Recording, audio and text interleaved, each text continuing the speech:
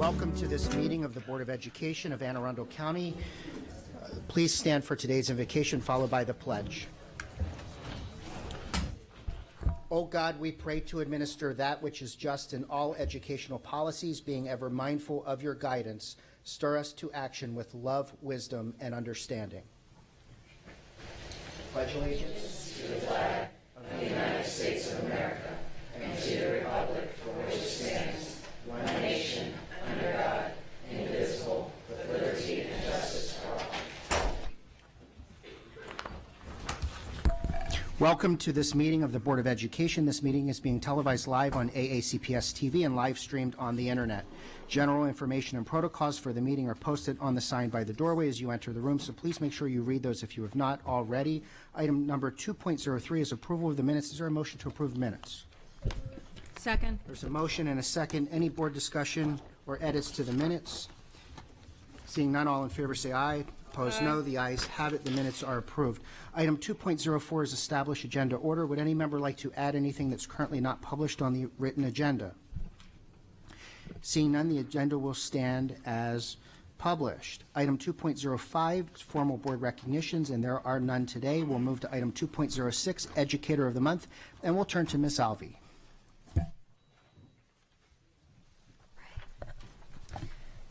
Today we recognize a teacher who has just started her 20th year at Southern High School. Miss Marlene Kramer, art teacher and department chair.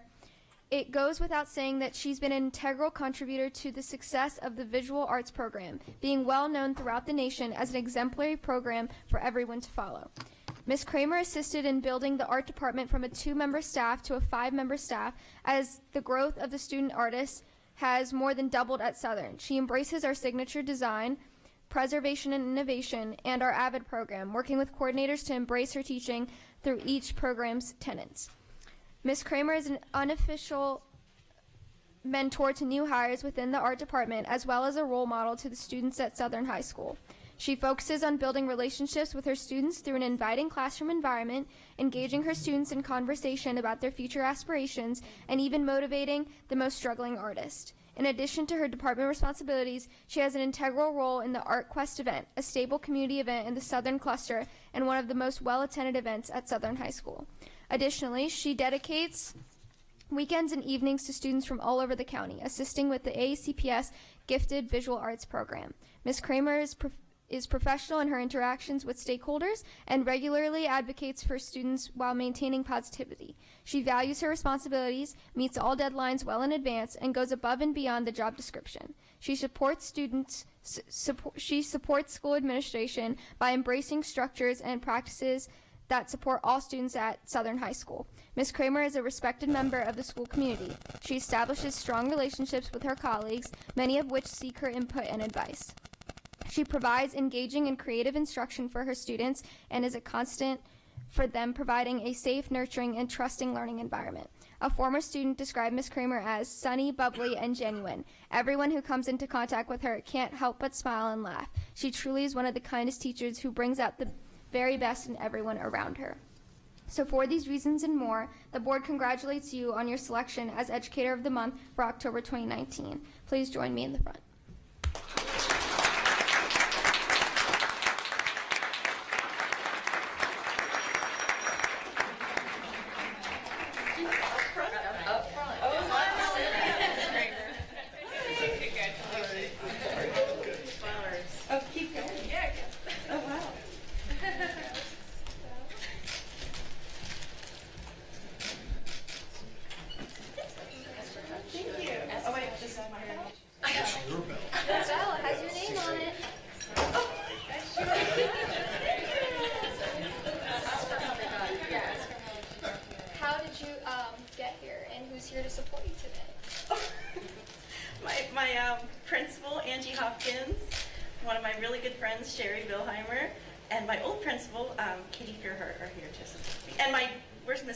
Miss Dexter and Mary Davis, my art coordinator. Awesome. And I thought I was speaking today, so I was really nervous. And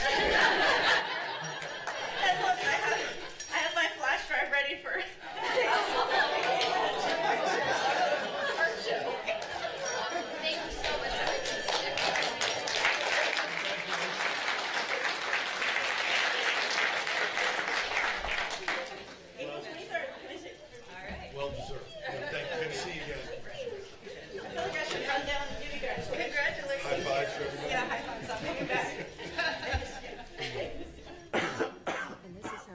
Congratulations.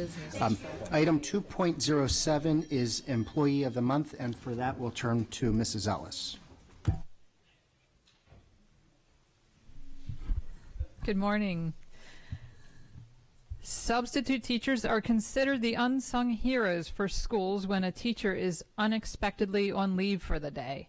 Their ability to be flexible and go with the flow are often unintentionally overlooked. For Corkran Middle School, having a permanent substitute on staff with great leadership skills and rapport with people of all ages is invaluable.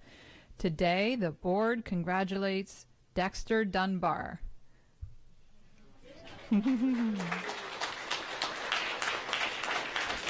Mr. Dunbar provides meaningful instruction to students in all content level classrooms with their when their assigned teacher is absent. He excels at reviewing and implementing the assigned teacher's routines, procedures, lesson plans, and curriculum objectives. Most importantly, because of the positive relationships he has built with Corkran students and staff, he is able to effortlessly establish and maintain a safe and orderly classroom environment. What sets him apart from his colleagues is his extraordinary ability to connect with the many types of diverse student groups he teaches. He is articulate both in writing as well as speaking and is an effective communicator. He has high energy, is always on the move, and works as an essential team member at Corkran Middle School. Dexter is also the personification of calmness in tough situations, changing classrooms while flawlessly and tactfully dealing with teacher and student concerns. He accomplishes all tasks with great initiative and a positive attitude. Because of Dexter's hard work and ambition, he is now a full-time special education teacher at Corkran Middle School. He has proven that dedication and the desire to make a difference for Corkran Middle School students has positive outcomes. We congratulate you on your selection as Employee of the Month for October 2019. Please join me up front.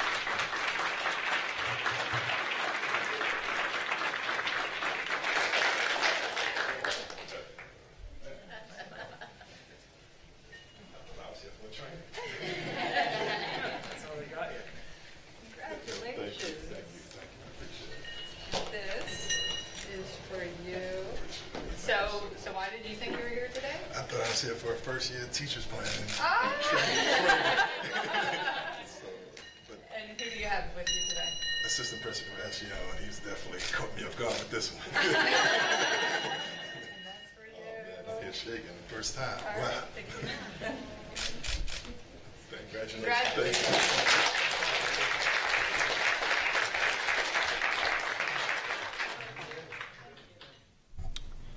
Item 2.08 is Volunteer of the Month, and we'll turn to Mrs. Hummer.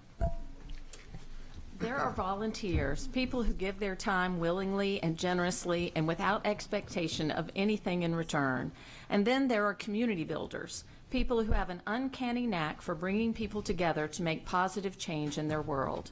Today we are here to celebrate the dedication of a person who serves as both a volunteer and community builder, Ms. Samantha Weaver. The Board of Education is thrilled to honor you as our October 2019 Volunteer of the Month. Samantha Sam Weaver is president of the PTA, but she is also in so many ways the face of the Nantucket community as a whole. Volunteer, community builder, PTA president, fundraiser, advocate, kindness spreader, ambassador, these are all words to describe Mrs. Weaver. Whether she is raising money for Chromebook carts or picnic tables, organizing the latest community PTA event at Nantucket, helping out with reading intervention programs, or handing out flyers door to door to keep families informed about the redistricting process, Ms. Weaver does it all with enthusiasm and without expectation for recognition. Her focus on improving the Nantucket community is unparalleled. She participates in all school events and welcomes new parents at both kindergarten orientation and sneak a peek at your seat. According to Assistant Principal Megan Edwards, she is often the first parent new families meet when they join the Starfish family. Ms. Edwards goes on to describe Sam as a force for good in the community. She is not alone in this assessment. Ms. Weaver's colleague on the PTA, Robin Cohen, says, Sam is motivated to make Nantucket Elementary School the best school it can be. Fellow volunteer Kristen Caminetti says, Sam's efforts have made me prouder to be a part of this community than I have ever been. And Principal Alexis McKay says, if the school is in need of anything, I know I can reach out to Samantha and it will get done. Ms. Weaver's talents are not contained to the schoolhouse walls. She is also a single mom who is actively involved with 2 nonprofit organizations in her community. Ms. Edwards says Ms. Weaver is better known as Energizer Bunny, a nickname that will certainly be of no surprise to those who know her. She is the definition of a truly outstanding human being and deserves to be recognized as Volunteer of the Month for her commitment and dedication to both Nantucket and the larger AACPS community. Ms. Weaver, would you please come forward?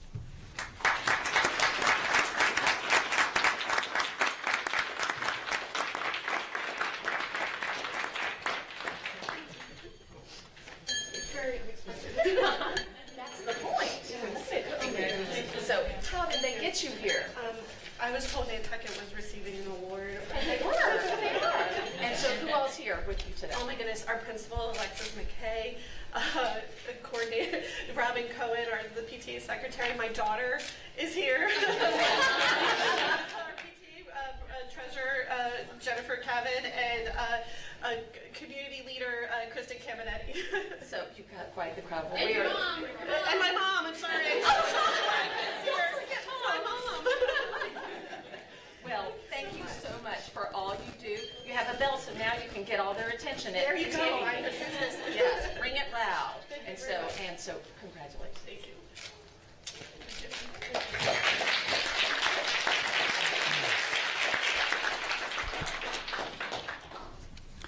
And for today's honorees, we will be recessing momentarily to do some photos out in the lobby.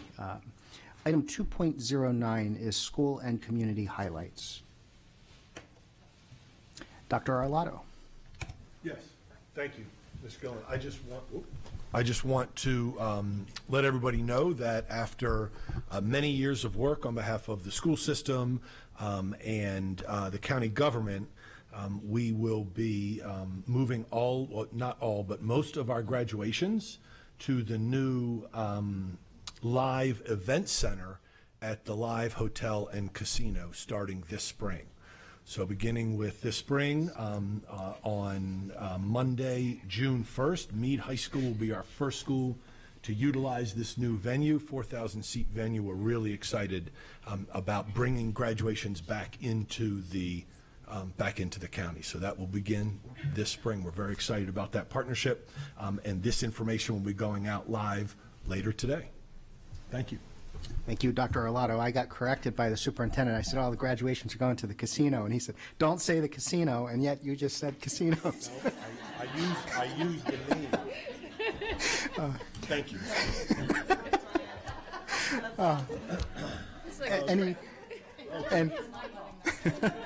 Any other school and community highlights? Seeing none, item 2.10 is the CAC report. Ms. Howard could not be here today and regrets not being able to be here because of a conflict. So at this point, we will take a 10-minute recess to do the photos in the lobby. Thank you so much.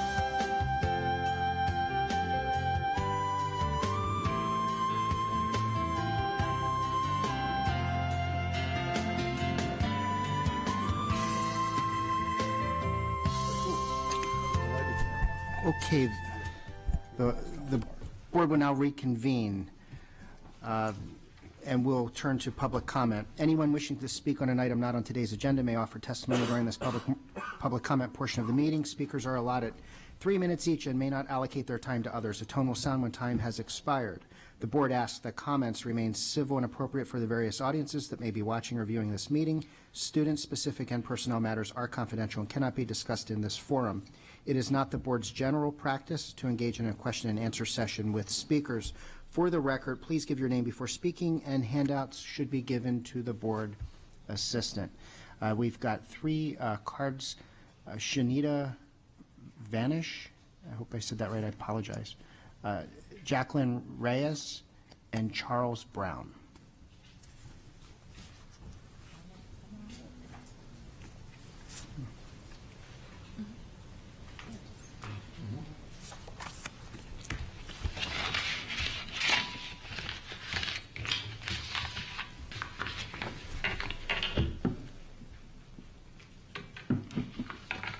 Yes, ma'am.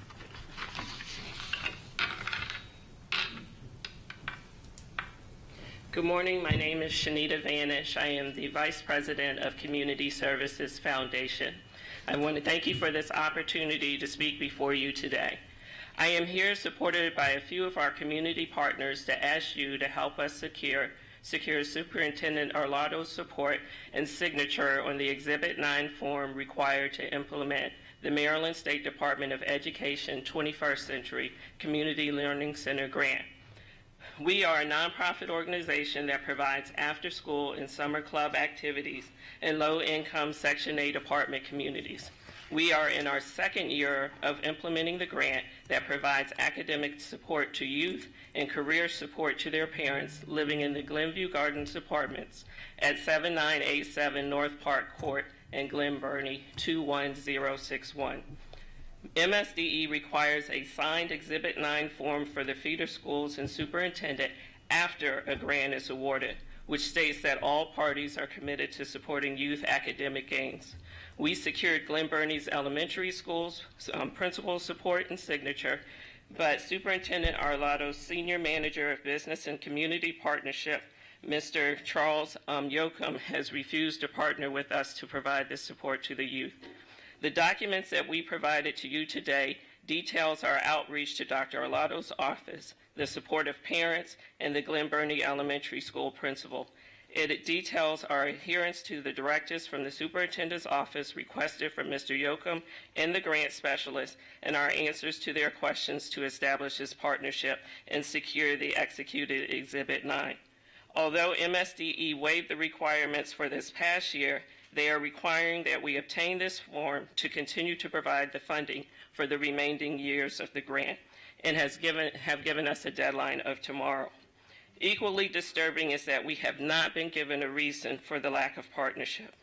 What is now at great jeopardy is the loss of funding to provide these youth with effective academic support. Based on year 1 of our program, we have the baseline data and results that show the progress that the youth have made through the first year of service. Our ability to improve and increase the aptitudes of the youth we serve, inclusive of their performance on standardized tests, is undergirded by MSDE's investment. Loss of this funding also removes the academic and career support for their parents, and it jeopardizes MSDE's ability to secure their goals for the year and funding for the entire state. Please help us secure Dr. Arlado's support and signature today. The form is due tomorrow. Your decision to support the implementation of this grant is critical. I urge you to make this investment in the lives of the residents that live here in Anne Arundel County and help us to help them today. Again, thank you for your support.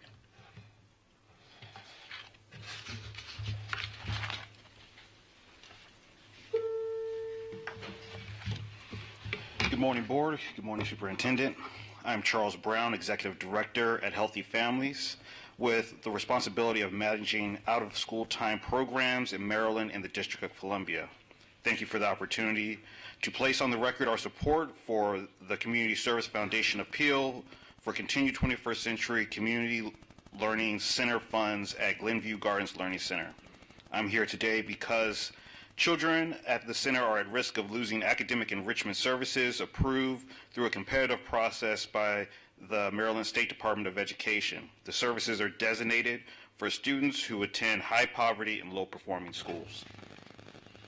Community Service Foundation, also referred to as CSF, has successfully provided reading, math, and other core academic services in a unique science, technology, engineering, arts, and math format at Glenview Gardens Learning Center with Healthy Families. Data proves that CSF services increased core academic grades at a higher rate than projected by the contract with MSDE and ahead of our goals stated.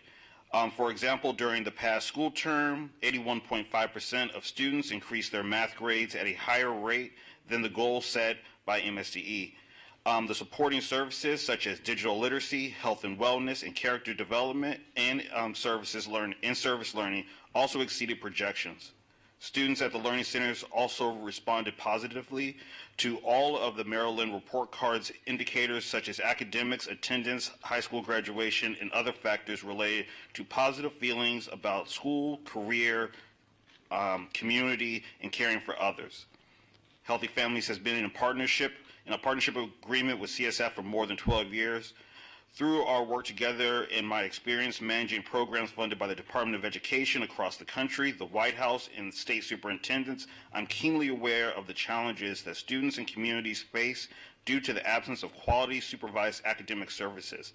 I know firsthand that access to quality enrichment activities is highly dependent on family income. Indeed, low-income students trail substantially behind more affluent peers in terms of academic enrichment due to the lack of quality after-school services. The absence of the 21st century funds reduce the positive effects of those gained during last year's school term.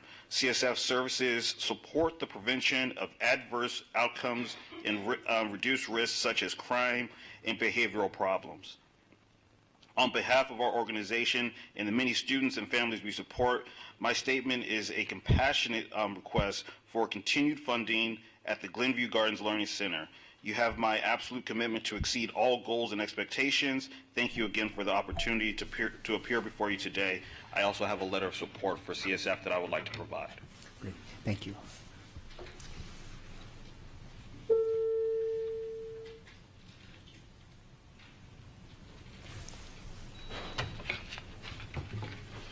All right, my name is Jacqueline Reyes from So What Else. We partner up with Community Service Foundations after school, and we've been doing it for more than 7 years and so on.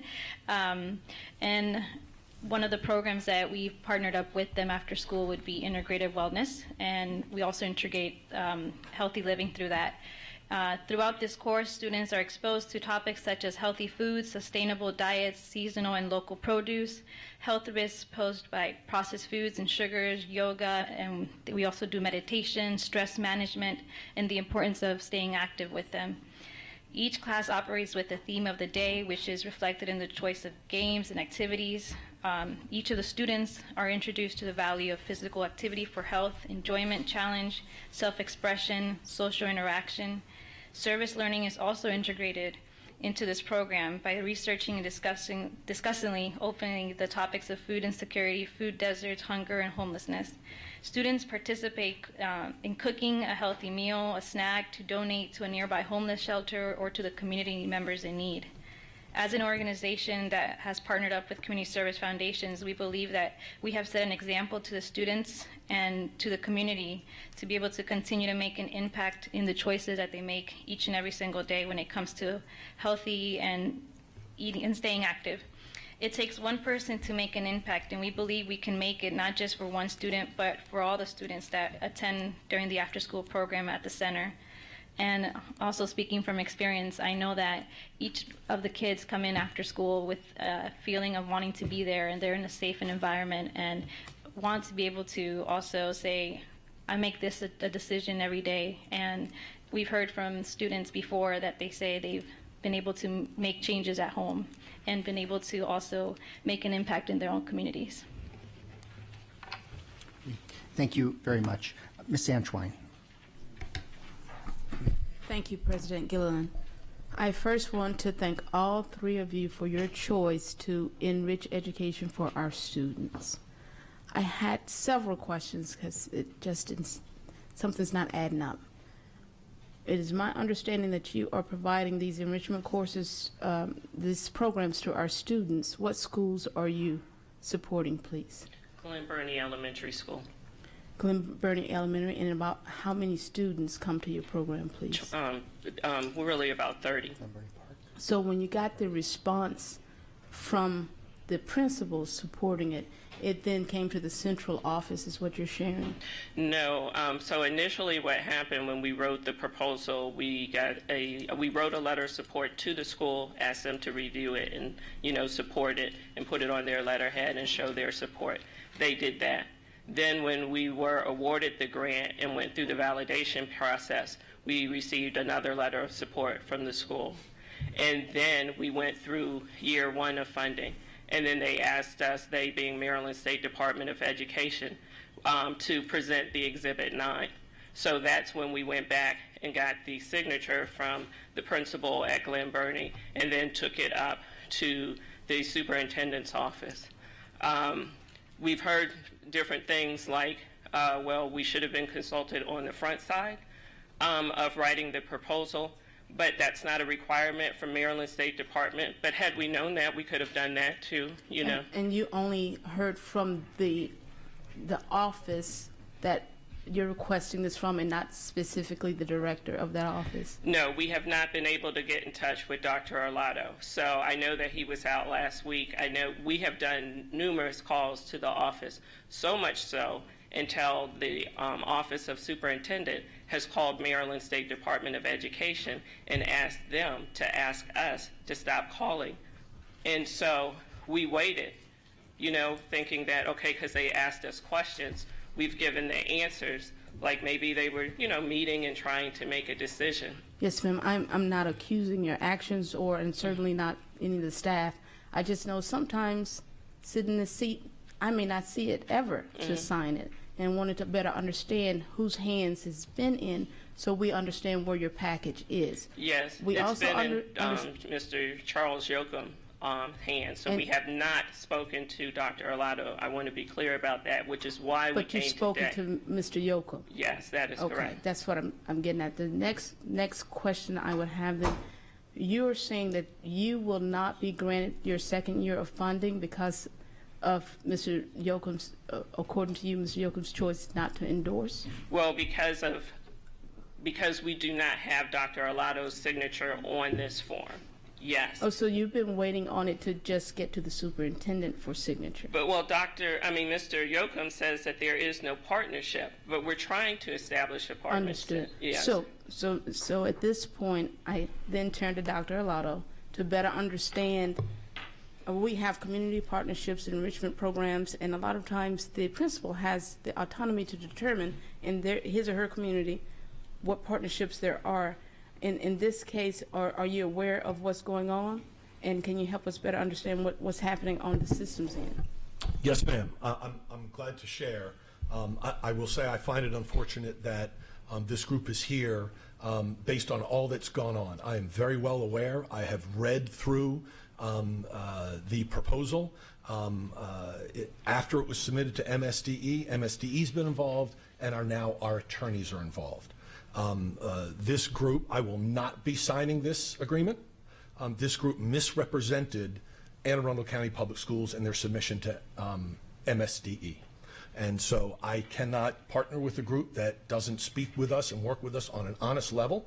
And so I have not met with them. I have read through it. We have investigated, and we've been in touch with MSDE and the coordinators at MSDE, Mary Gable in particular, who has read through this and agreed that things were not done the way they should have been done. I will tell you, I take offense to anybody that suggests that we don't work incredibly hard, this team, to provide partnerships with community folks that want to go out and do good work. I have no doubt they may be doing wonderful work. I have no doubt. But to suggest that we would not partner with a group for any other reason other than they did not represent us correctly in their bid with MSDE. And so therefore, we will not be signing this agreement. So then my question, because the principal is in that line of authority as well, what was the principal's endorsement based on what you know? How did that come about? The principal's endorsement was not accurate. And in the end, it has to go from, it can't be a principal alone, it has to come through us because to develop these partnerships. Grant, right? Because it's a state grant, and as she's saying correctly, it absolutely has to have a superintendent's signature on it. And so we have done our due diligence, we have done an investigation, we've been in touch with MSDE, and this group will hear will be from our attorneys. So one more question, because I see it's getting hairier than what we knew today in this moment. One more question though. Is this group still allowed to perform the service for our students with this case being in place? I can't sit here and tell you today exactly what service they're delivering. There is no Glen Burnie Elementary School. It's Glen Burnie Park Elementary School. There was also a bid when they wrote to MSDE, it mentions Marley Middle School and Marley Elementary School. And I don't know if those schools are involved or not. The bid also talks about the work of their partnership with us, and they mention Prince George's County. We're not Prince George's County. We're Arundel County. And so there were many things that were not, and I'm going to use your words, they weren't adding up. And so we are going to not partner with this group at this time. Understood. May I just at least address that? It's up to you. No, it's not, but it's about credibility. And some of what he said wasn't true. I will have you escorted out of here if need be. This is not an opportunity for you to debate the superintendent's comments or another board member. Now, if a board member does want to ask you a question, I certainly will allow that. Okay. But you've had your 3 minutes. Okay. Ms. Antoine. Ma'am, and because of the information and out of respect to what's going on, if you don't mind us taking it off, taking it outside of the public forum so that we can better understand what's happening within and outside of the system. Right. Yes. Thank you. And Ms. Antoine, I would much have preferred that. Much have preferred. This is, I do not relish this conversation in public at all. But to accuse this team of not wanting to partnership with groups that want to go out and work with our children, we know that we can't do this good work alone, that we need quality community partners. I just can't let that stand. I also want our students to have, and I believe the board does too, our students to have opportunities to enrichment. And it sounds like based on what you just shared, those opportunities are there. So please allow us to work together to resolve whatever may be going on. So what does that mean? Do we wait for you to contact us? In terms of this public testimony, I have no more questions and would encourage that you work with our system so that we can get this resolved. Okay. Thank you for your time. Mrs. Shawhan.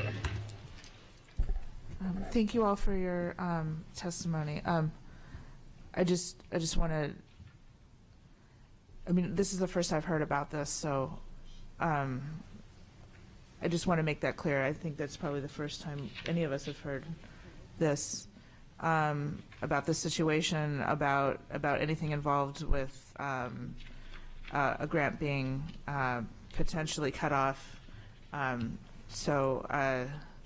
All of our email addresses, all of our contact information is on the website, aacps.org/board. Okay. And I just wish I had known about this in advance of today. So I'm a little sad about that. Okay, thank you very much, everyone, for coming here today. Okay, we have documents. Please, yeah, they can have those. Item 4.0, we'll now move to departmental reports. Item 4.01 is the Safety and Security Report, and we'll turn to Ms. Jackson.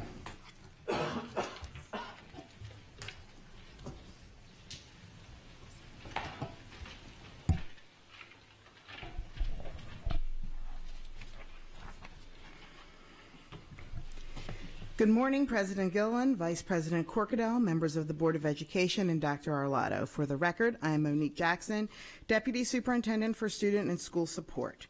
I am providing a monthly update on security as requested to highlight the work being done in this department. The Security Department continues to provide professional development throughout the county. Over the past month, these have included staff professional development presentations and practical exercises at Hilltop Elementary School, Brooklyn Park Middle School, and security awareness for administrative assistants.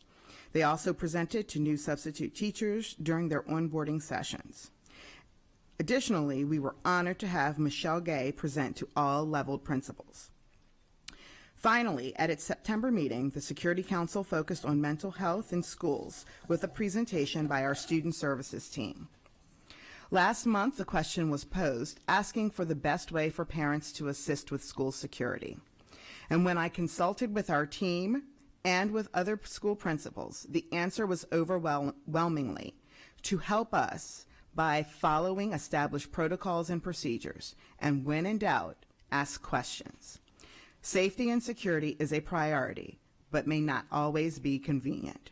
Thank you for the opportunity to update you, and at this time, I'm available for any questions. Thank you, Ms. Jackson. First, we'll turn to Ms. Antwine and then Mrs. Shawheim. Ms. Jackson, how are you today? Good, thank you for the update and the briefing. My question concerns the data that was requested concerning the arrest. Have we received that data from the police department yet? No, ma'am, and as soon as we receive it, I will forward it to the board. Yes, ma'am. So, with that being the case, and I've done some of my own homework before I came here as well, it may be something outside of us that's causing the delay. Mm-hmm. So I would like to make a motion at this time, please. So I motion that the Board of Education invites the Anne Arundel County Police Chief and any associated staff to address their relationship with our schools, to include arrests and citations in our schools. Second. Okay, we have a motion and a second. Further discussion on the motion? Seeing none, Mrs. Howell, would you please call the roll on Ms. Antwine's motion? Beginning with Ms. Hummer.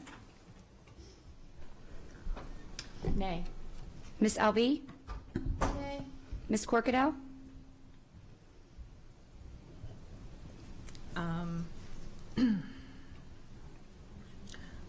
I would prefer it to be under different circumstances, so I'm going to be a nay for this specific purpose. I think there's an opportunity there for that collaboration, but not for this specific purpose. I don't know that we have that authority over him to be able to dictate that. Ms. Shawheim. Aye, because I think would be great to have them here and to address us if they're willing to come. Ms. Ellis.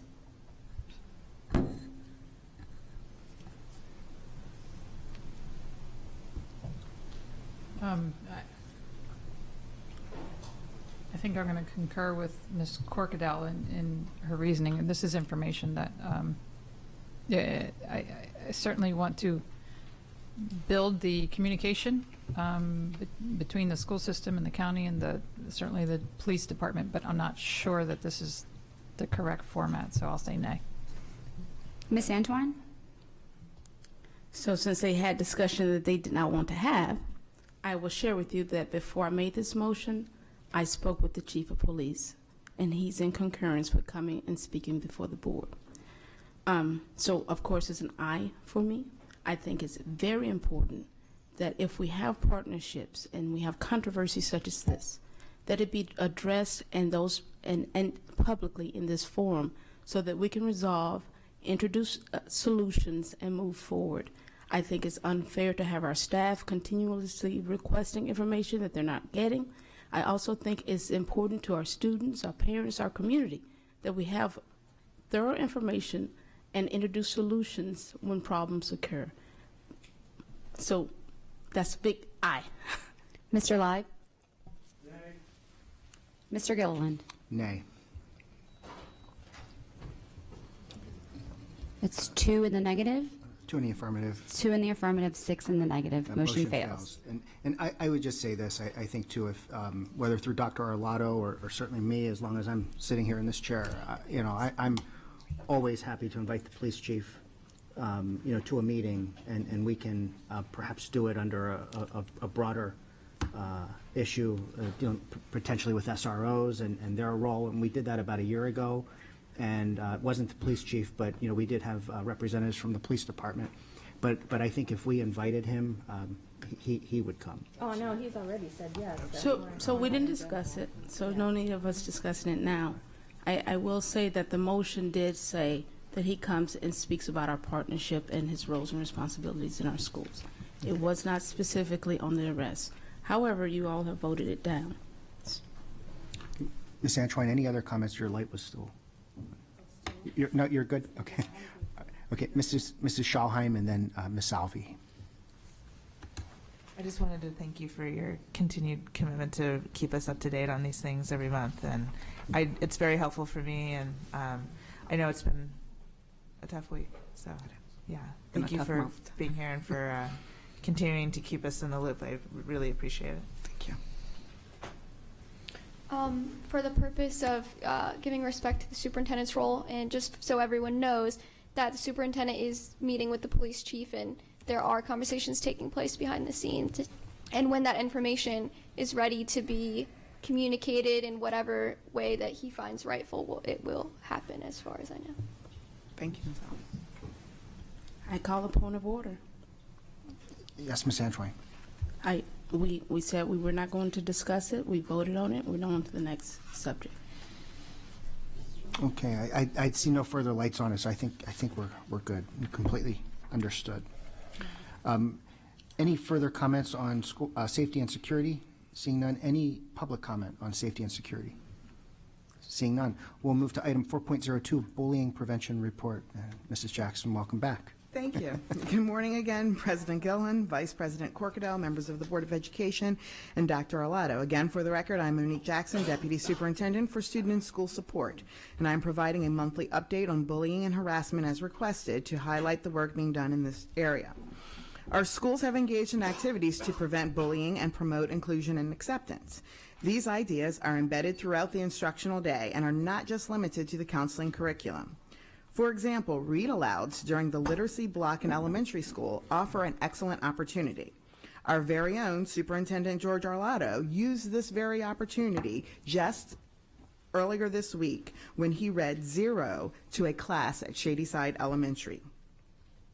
Many of our elementary principals have reported that community building circles have made a true difference in the culture of their schools. As we work to mitigate bullying at all levels, but especially at the middle school level, we will continue to focus on advisory and other small group opportunities. We will continue to work at the elementary level through explicit instruction and at the high school level through promoting student voice and community building activities. The Middle School Bullying Prevention Work Group continues to examine ways to enhance middle school structures and supports which effectively address issues related to bullying and perceptions of bullying. In 2 weeks, we will recognize Project Unity, Unity Day, to promote kindness, acceptance, and inclusion. Schools are planning activities that fit their needs and promote anti-bullying. Thank you to Ms. Pellegrin for her efforts to assist in helping the group capture middle school student voice. Thank you for the opportunity to update you, and at this time, I am available for any questions. Thank you again. We'll start with Ms. Antwine and then Mrs. Ellis. So this is another one of Antwine's motions. Unity Day is October 23rd, right? That is also a board meeting. So I motion that the board considers wearing orange on October 23rd.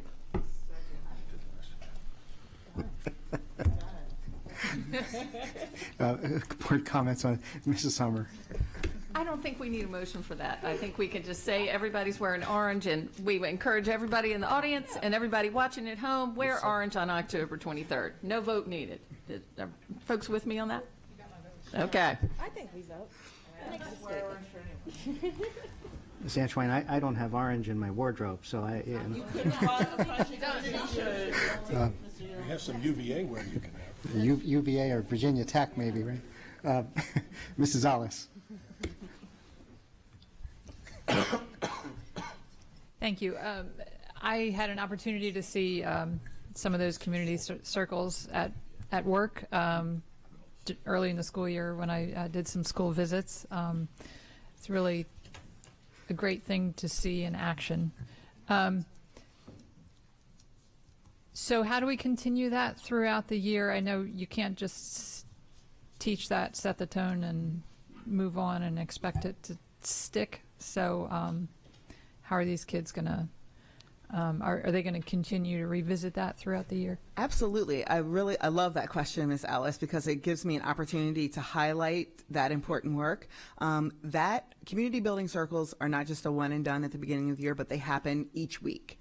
Sometimes it depends on the structure of the school, and sometimes multiple times. When an incident occurs at a school that perhaps produces harm to the community, the school community in some way, perhaps it's the death of a student or the death of a teacher, or perhaps it's a major discipline incident. I have seen community circles recently work beautifully. And so it's also a wonderful thing to see the principals participate in them, to model. A real shout out to Ms. Hopkins, Principal Hopkins, because she has done a phenomenal job with the use of community building circles at Southern High School, as well as many of our schools. So I'm really excited about that work. I think I told the board maybe last year or in one of my earlier reports that we even see students using community circles outside of the school day. I received 2 cute reports, one from a parent who said that she spent a lot of money on a birthday party for her daughter, and all they wanted to do was a community building circle instead of the birthday party. I also received an email, yes, and I received information from a principal that said her students at an elementary school, there was an issue at the bus stop, and the students said, okay, let's circle up. And so, that's what we hope, that it's not just going to be within the 6.5 hours a day, but we hope that they take them beyond the school day and into adulthood. Because wouldn't it be great if our adults circled up instead of acting out? So, thank you. Those are beautiful stories. Thank you for sharing that. Thank you. Thank you, Mrs. Ellis. Any further board questions or comments on bullying prevention? Any public comment? Seeing none on both. Thank you again. Item 4.03 is diversity and inclusion, and we'll turn to Dr. Gillens. Good morning. And you're walking very well. So. Oh my goodness! Thank you. Good morning, President Gilliland and Vice President Corkran, Dr. Arlotto, and members of the board. For the record, I am Maisha Gillens, Executive Director of Equity and Accelerated Student Achievement. I am providing the monthly update on diversity and inclusion. The Office of Equity and Accelerated Student Achievement continues to be intentional in our efforts in assisting schools in eliminating the gaps in achievement. With this goal in mind, I am pleased to give you an update on the professional development that took place on October 8th during the 2-hour early dismissal. In response to the end-of-the-year survey, my office developed a self-care component of the professional development module. Research shows that we must take care of ourselves before we can take care of others. As when you're on an airplane, the flight attendant says, put on your oxygen mask first before you put it on your companion. We are committed to ensuring the well-being of our staff so they can be well for their students. In addition to self-care, the module also included relationship-building activities. Building relationships is one of the foundations of our strategic plan. Administrators across the county led their staffs in a discussion around why equity matters in Anne Arundel County Public Schools. This was supported by the analysis of our district park assessment, along with each individual school's data disaggregated by student groups. The sessions ended with schools being asked to look through the lens of equity during their collaborative planning, data dialogue, leadership team meetings, anything that impacts students. And they were to consider the following questions.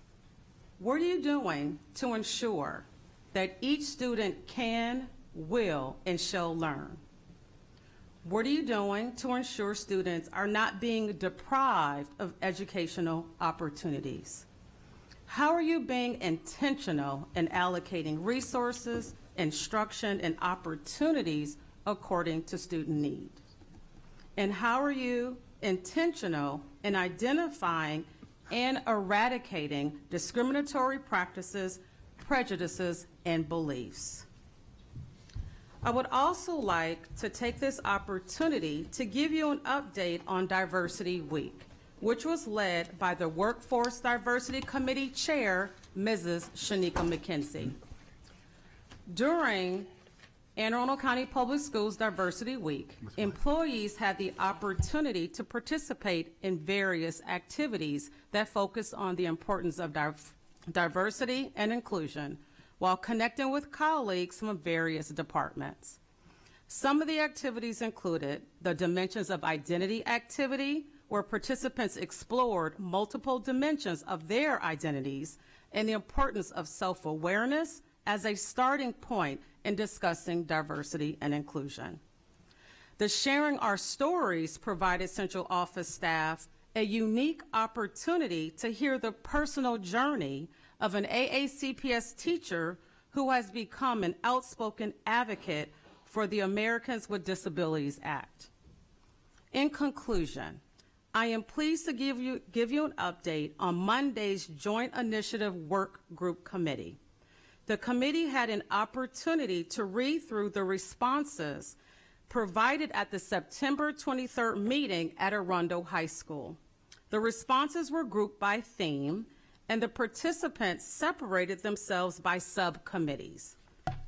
To date, the subcommittees are focusing on structural racism, community support, curriculum, discipline, family life, income, and support. The subcommittees will meet before the next whole group meeting. The subcommittees will engage the community in this problem-solving process. I am looking forward to giving you regular updates on our progress towards eliminating opportunity gaps, which has a direct impact on student achievement. Thank you. Thank you so much, Dr. Gillens. Ms. Antwine and then Mrs. Schalheim. Thank you. Dr. Gillens, how are you?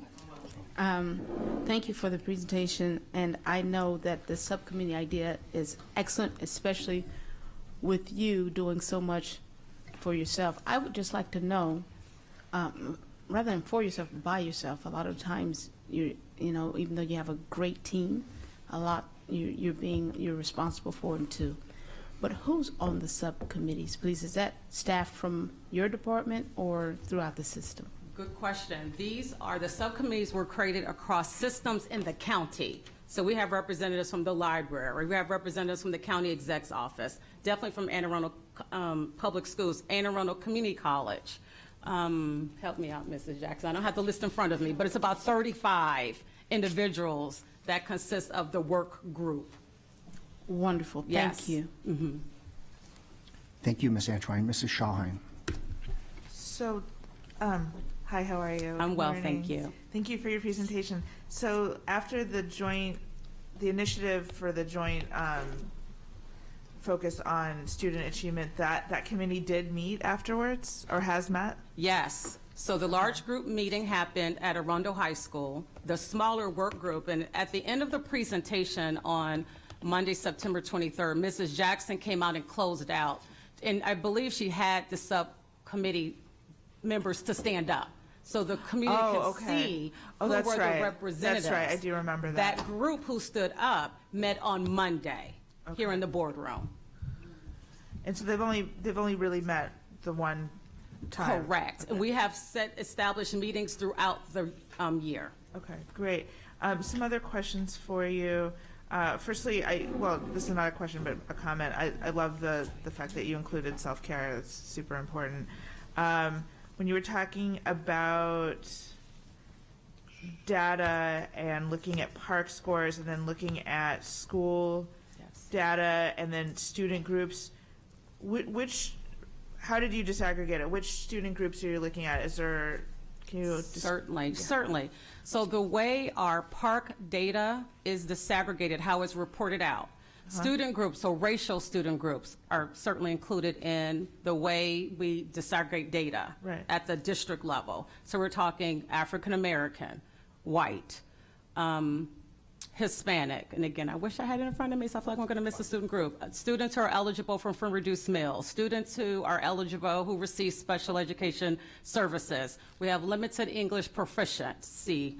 We have by gender, by boy, by girl. Farms. Students who are eligible for free and reduced meals. Right. And mixed race. Oh, and mixed race. Yes. Fantastic. Thank you. And then so by the school level, I'm sorry, can I just, yes, I want to layer it down. So we're in the aggregate, right? At the district level by student group. And so what schools were then asked to do was now dig deeper in their individual school data. So the analysis is, does my school data mirror what's happening in the aggregate across the district? And I had the privilege to attend a school yesterday. So not only did they look at their academic data, they looked at their discipline data to see which student groups, whether it be disproportionality is in play, why are certain students may have office referrals for what reason. So they really had an opportunity to dig deeper to see, is there an alignment or is my school contributing to the aggregate? Right, so there was that dialogue and going big and then going down small per school. Did I answer that? That's wonderful. Okay. Yes. Other than park, because park's just one data point, right? Certainly. Are we looking at all of these things with regard to local assessments? Yes. You know, I think you know what road I'm traveling down. So that's why I wanted to use the example as discipline, because that was out of the scope of the aggregate in park. So again, the school that I attended, that I participated in their professional development, they had data, your benchmark data, your quarterly assessments. Yes. Right. So these are district generated, normed, you know, to be able to compare against how other students are doing in other schools. So yes, that data was also analyzed at different schools. So elementary schools, they probably had F&P data. Right. I did not attend an elementary school, so I can't, you know, speak because to that's what we use as a quarterly assessment for at the district level. We use different assessments at the different level. We call them quarterly assessments. Right. In addition to that, we have F&P. It's not necessarily quarterly. Okay. Got it. But that's at the elementary level. And then also, do you look at report card grades too? Because sometimes, like myself, I don't test well. I never have very high test anxiety. But grades on, classroom grades were always and many pretty good schools for me, do so. that. They look at grade distribution. Is there a correlation with the grade versus an assessment? So for instance, if I am a student who received an A, let's say in a class, but my assessments were in the 60 percentile. So there's a disconnect, right? Because a grade should reflect what a student is able to do. And so we do have those conversations regarding grade distribution. How are we grading our students? Does it accurately reflect what students are know and are able to do? So yes. Fantastic. And another thing that I wanted yes, to add to that please. is over the years, we've done a great deal of professional development in reference to formative assessment.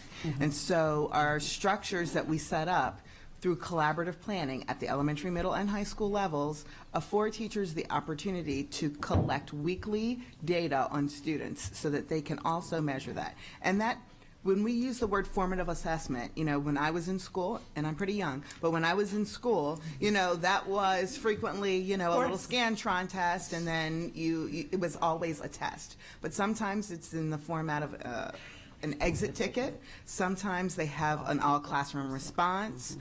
So teachers collect ongoing data, I would say several times a week, and then they bring that data as well. Perfect. And is all of this being collected on a consistent level between all the elementary schools and then between all the middle and high schools? So when you say consistent level, help me better understand the question. So if we were going to look at this from, if an outsider was looking at trying to judge, different schools, right, and say all this information was out there, we would want to know, the parent would want to know, was each school consistent in their data collection and reporting as the other elementary schools, so I can say, oh, I like that one, or I'm not saying that That's we're a doing great question. That, but, So yes. we're not really we're very careful about utilizing that phrase "judging schools" because we are trying to elevate all of our students, and so I think sometimes that becomes a negative connotation, and so we have a consistent process by dates. For example, we are going to give this assessment during this time, and it's going to be reported in this format. And so that happens at the district level, especially with the quarterly assessments, things of that nature. Again, I'll go back to the formative assessments. We have a very rich curriculum. And many of the formative assessments are embedded in the curriculum. And so when we ask teachers to follow the curriculum and not go outside of their own, that's one of the reasons why we do that, because we want to make sure that we are monitoring and measuring what is expected and what is taught. So that's a really, really good question, because those are the things that are in place. And teachers can use that to formative assessment is not necessarily for reporting. It's for flexible grouping, because I may be proficient in one mathematical standard, but not in another mathematical standard. And therefore, for this activity, I may have these 3 groups, but those groups are fluid. And so we continue to offer professional development in that manner. So then apples are apples across the board. Absolutely. Okay. Got it. No, I really love this. And I'm sure you see, unfortunately, differences between some groups versus others in performance on these various things. Is that something that we, and this is all on the heels of the MABE conference, y'all, so apologize for this, but so I was sitting in the Montgomery County one. I'm sure you know all about their iDashboard thing and showing all this stuff and being out there with their data. So do we have any plans, or are we putting that out there too in a similar way? Oh, we've done that ever since I've been a principal or an assistant principal. We've had a robust data collection system that is very user-friendly. And we also have members of our IDD team that also meet with school teams to help disaggregate that as well. So our IDD department is coming and they're going to school teams, and they're assigned to different clusters to help them better understand what's going on at their school and how it relates to other schools in their cluster. So it's color-coded for those of us who need that. I'm one of those people. And so we're able to see, we can manipulate it so that we can see progress. We can also compare apples to apples, but apples to oranges. How did our 7th grade team do last year as compared to this year? You also raised a very good point about utilizing those data platforms. I was able to do a walkthrough and participate with the, I believe, 3rd grade team collaborative planning at Manor View Elementary School. And so I actually saw them utilizing their results to plan for upcoming instruction and their PYP ongoing assessment. Is there the strategic plan that they can do progress? And so for the strategic plan, so I would say that Mrs. Jackson is talking about internal use of our data system. Yes. But for external, on the strategic plan site where it says progress, what progress are we making? That's for the public to also be able to view progress that we're making in certain areas. Is that what, okay. Yeah, that's where that's the road I'm traveling down. And so can that public view, is it by school, and then within the school by these groups, African American, white? You can sort it by student group. That's awesome. Yeah. And I would say, and that's the great part about attending conferences. You see some really great best practices. Yeah. And I've been to several conferences, and I've been to several MABE sessions as well. And I will say that what we have is the data collection system we have is a great fit for Anne Arundel County Public Schools because it has become very user-friendly, and it speaks to different, to our data system speaks to the grade book, and it also is in alignment with what parents see. And so that's the beauty of our data system, is that it's very, and I don't like this word because I think we overuse it, but I'll say it, transparent. And so that's the I don't think we can overuse that word. This is fabulous. Thank you for that. And then I also, as an aside, but I think it ties in, that new app, the Power School app, I think is also amazing and can help feed the parents to then be able to close gaps even further. You can actually set it to alert you too. And yeah, yes, no, you can. I like weekly, daily. It's wonderful. I know. It goes off a lot. Mother of two. I like yes. this. Speaking as mothers, yes. So, you know, and having a teenager, yes. Yes. It's great. Yeah. Yes, yeah, exactly. It's great. So, you know, I can't let this this conversation end without saying snaps to those who put that out there. So thanks. Thank you. Okay, thank you. And Mrs. Jackson, I love hearing a member of my same graduating class say you're young. So thank you, sir. That was for you. And you notice when she said that, she looked at me. Yeah. Okay, thank you, sir. Mrs. Ellis. Thank you. Sorry, I had to get back on focus. The committee for the addressing the opportunity gap. I know we have a couple of task forces in operation at once. Considering there might be some expectations, the committee is not meeting in open meetings for the public to observe.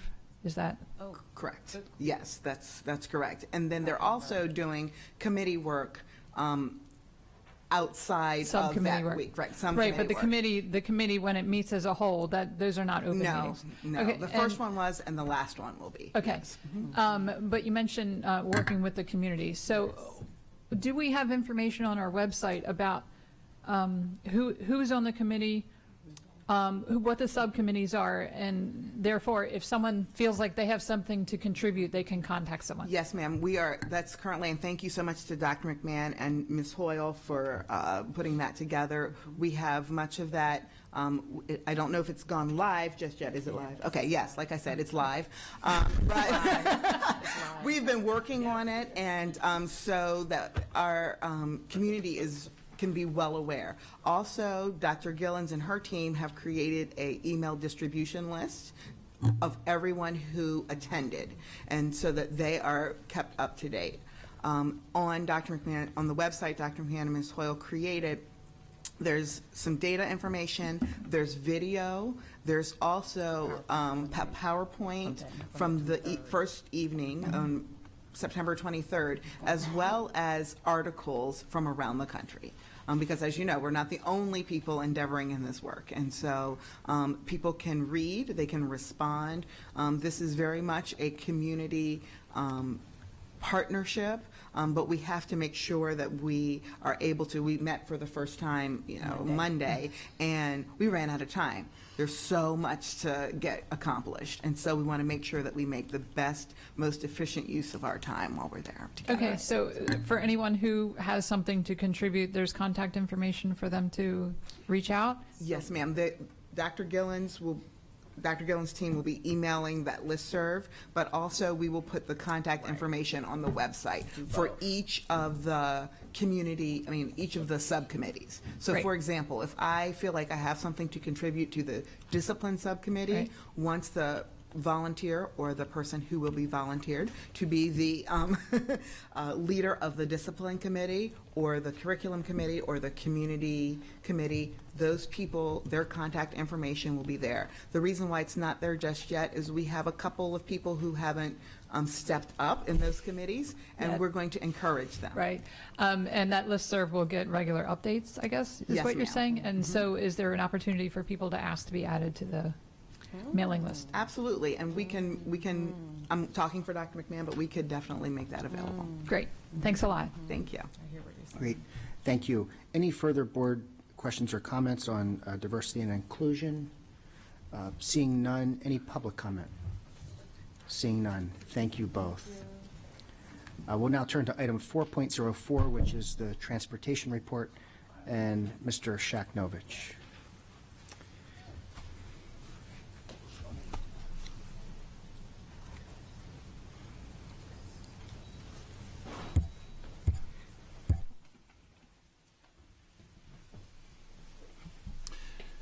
Good morning. For the record, Alex Shaknovich, Chief Operating Officer, to present item 4.04, the transportation report. I was asked to make a few brief comments and observations regarding school bus GPS traffic tracking systems at the last meeting, so that is my intent this morning. Parents and students would naturally like to know where their school bus is, maybe be able to see it on a map, know if it may be running late, get an estimated time arrival, get notifications of any bus changes, etc. So naturally that's an inclination of any parent or guardian and student as well. But all of that is obviously far easier said than done, in spite of the fancy marketing materials and the many claims that are being bantered about. My research concluded that there are well in excess of 2+ dozen firms competing in this market space, and they're really bifurcated almost into 3 different segments of the market. Several focus on school bus fleets from an owner's perspective, for example, us being an owner. And they may track bus locations, bus routes, fuel optimization, safety, vehicle safety, and maintenance items, to name a few, some of which do or don't employ GPS technologies. Several focus on school bus fleet tracking from that parent or guardian or student perspective, as I referenced earlier, using GPS technologies and computers, tablets, mobile apps, etc. It's to sort of aid that end user. And finally, several focus on student accountability. And essentially, they're looking to be able to geolocate students individually. They provide unique RIF-enabled technology, chip technology in cards or other swipeable or proximal elements. So, for example, when you're entering and exiting a bus, entering or exiting a building, etc., again, it's a student accountability, and some of that is using GPS or computer solutions. School bus tracking platforms obviously can only work if the physical bus itself is outfitted with a powered antenna. Not only that antenna device, but it has to have the computerized module on it that's be able to receive that data, transmit that data, etc. We here in Anne Arundel County Public Schools do have about 5 dozen buses that we own and operate routinely. They are, in fact, outfitted with the fleet management version of that system. It's a data logger system, and it does have GPS capacity on it as well, that again integrates with our fleet maintenance, safety, and management program. It is not, however, set up or structured to act as a parent guardian student interface, so that's not the intended function or functionality of that system that is presently installed. We do have the Seon VMAX Compass school bus routing platform. That routing platform does not have a GPS enabled mobile solution at present. It's a web-based system that's used again for folks like us, fleet managers. It can be expanded to allow for administrative bus tracking, but again, it doesn't have a mobile app or an attendance tracking function that would be of value to parents or students at the moment. It's important to recall, as I may have stated before, that most, in fact, almost none of our 600+ contracted buses that we utilize each and every day to transport in excess of 97% of our 63,000 bus eligible students have GPS devices installed on them, and those owner operators may likely not be inclined to do so, to bear that cost, or to share their proprietary information with Anne Arundel County Public Schools or the public at large. The cost structure of these systems typically works as such. The school district or the owner operator has to procure the antenna and the computer module that's physically going to be installed and powered and hooked into the battery and power system of a bus. The school district or the owner-operator then typically pay a software licensing and upgrade fee or a monthly subscription fee. The structures vary by the different vendors based on either the number of buses or the number of parents that potentially utilize the service. In most instances, the end user, that being a parent or guardian, however, is left with downloading a link or an app or accessing a link or an app. Typically, that is at no cost to that parent or guardian. Remember what I said about the overly optimistic marketing materials and claims that are oft bantered about, sometimes even in these chambers. In reality, this is hard, and it requires a tremendous amount of system and technology integration to ensure that such projects even have a remote chance of going well.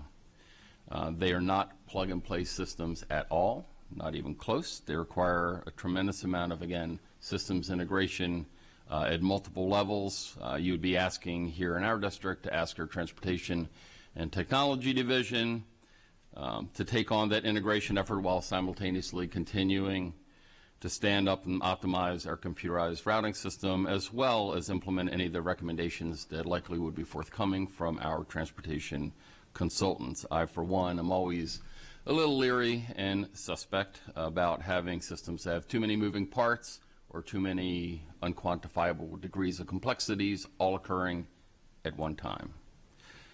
I'll leave you with a quote from one of my respected colleagues here in a Maryland jurisdiction that I reached out to. And I will, for obvious reasons, leave out all names, systems, and locations blank. But the quote goes essentially as such: I have blank system and app from blank, and I regret it. Lots of issues with GPS readings and when we switch or just buses. I have more complaints now than ever, more parent complaints now than ever, and many parents refuse to even download it because it does them no good. That is the summary of my remarks, and I will open it up to questions from the board. Thank you. We have Ms. Antwine, then Ms. Schelheim, and then Ms. Ellis. Mr. Technovics, I want to first of all thank you. I have received many emails and calls and otherwise from parents, and I appreciate that you and your team, and Dr. Arlotto, you as well, have been immediately responsive when I received those, so thank you for that. Outside of what you presented, I would like to request information on school bus safety. I have been in several places in the county, and I am noticing that the students, in order to get onto their buses, are crossing in front of traffic. It is my understanding that the students are to be picked up on the side of traffic from which they are, the bus, they do not have to cross traffic, basically. So I wanted to better understand why it may be that some students are being required, and I'm not talking one or two. I've seen a group of students crossing in front of the traffic to get onto their buses. Sure. Well, obviously, the ideal circumstance is to allow for same-side service where you're picking up the youngsters on the door side of the bus. That's neither always practicable or feasible. If we were to pick up every youngster on the side of the road where the bus exists, in some respects, you're almost thinking about doubling the amount of miles that our buses would have to travel each and every day, because you're going to have to go up in each and every length of the road in one direction and then come back down that same road in the other direction. So in many cases, it's either impractical or not feasible, and certainly in some extents not affordable either. I mean, there is a law in the state of Maryland, unless you are on a bifurcated highway that has a structured median, when the buses deploy their school stop arms and safety devices, all traffic has to halt in either direction. Absent that, it's a violation, and you can get a ticket from law enforcement for that. So Again, we try to the extent possible to provide same-side service. It is clearly the ideal. It's clearly the preferred methodology. But, you know, given the structure of the county, given how many thousands of road miles we have and how many thousands of road miles our buses travel each and every day, to be able to configure all of our routes to ensure that no youngster, no matter how even small a road, would have to cross from one side of the street to the other side is essentially just impractical to try to figure out with, you know, 64,000 students that we're transporting, and how many buses we have and how many miles we have to travel and the time in which we have that to get all that accomplished. Understood. I'm glad you shared that with me. So then I would request, Dr. Arlotto, that something goes out to these parents or to the community, maybe on our site or otherwise, because the students have to cross the street. We would like to think that everybody obeys the law, but we all don't. And it actually puts those students in direct jeopardy when, of course, we understand and know that, when they're having to cross in front of oncoming traffic. If we can just update a special reminder to people that this is the law and it should be obeyed, I think under our purview, we could put a message out that says when students are crossing the road or whatever, that all sides of traffic must be halted in accordance with state law. I do know that we work with law enforcement. We actually meet with them ahead of the school year, and they have and it's just not here in Anne Arundel, it's actually a statewide effort, because the state and the federal government and the county all participate in it, but they basically have a saturation campaign that we and law enforcement together partner on to basically, as the school year is about to start, and you might see this, you know, there's a media saturation campaign, and then there's a physical presence where the police department deploy out to the streets to follow or monitor bus stops at the beginning of school, because folks have sort of been out of the routine from June, July, August, and here comes September now, and it's, oh my goodness, the buses are rolling again. We have to start thinking about this again. So we do have some information in our parent student handbooks that we send out that's specific to transportation. It's got points and tips. We also, in the back to school information that we ask schools to send out, in addition to the student handbook and what's online, that talks about some important safety reminders for parents as we're getting back into the swing. But we'll certainly be happy to really look at that again and see if there's another way to reinforce that. Yeah. I'm off. Just a little friendly reminder that this is the law. Stop. Right. And especially with those students having to cross. Thank you. Yeah, absolutely. We'll do that. And anytime any of us can remind, again, from our perspective, from Public Works, from police, it's tremendous to be able to reinforce that in the public's mind. Yeah. Just a point of information from my context, I still ride the bus home some days, and what you're talking about, I can understand why you would see that as an issue, but we are well aware as students and people in the community that when that red stop sign goes off of a bus, everybody stops. And I just took driving school as well, and that is one of the most emphasized points that we learned. So just to reassure you, it's being taken care of and everyone knows about it. Mrs. Ellis. Thank you. I'm sorry, I missed the part immediately preceding where you were quoting, I guess, someone from another district who had purchased tracking software. Is that correct? Mm-hmm. What was that from? What were you, that was just from another district? I'm sorry. Yes. I missed, okay. And thank you for doing that research. Do you know how many districts, like at this point nationwide, are using that kind of No, I don't. tracking technology? Nope. I've reached out to one district that's often been cited as the example, the exemplar, the leader in that area here Okay. within the state of Maryland. Okay. And do you know how long they've had that? I believe they're in their third year. Okay. So, yeah, I'm, you know, my wheels were turning as I was listening, and I can imagine that there's some good experiences and not good experiences depending on what the expectations were versus what they actually purchased. So that's why I asked the question about how many districts actually nationwide are using this technology, because it would be great to continue the research and find the success stories and go from there. Thanks. Mrs. Schallheim. Thank you for your report. Really appreciate it. I know that contractors might not be inclined to go out of their comfort zone or to progress or move or change or to potentially, as the case might be, install GPS systems. But in our contracts, isn't it true that we can compel that if that was the will of the board or the school system? So I'm going to jump in if I can, Alex, and you'll certainly correct me where I'm wrong. We certainly could write that into a contract, but I would have a difficult time with us doing that, because when we contract for work, let me use an example, for runs in the morning and then runs in the afternoon. And that bus company could have that bus out doing work for private schools or any other group they want to. And so we don't own by contract their time.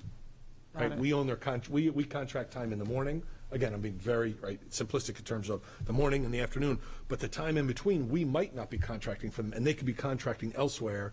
And so we don't have that proprietary ability to say we'll have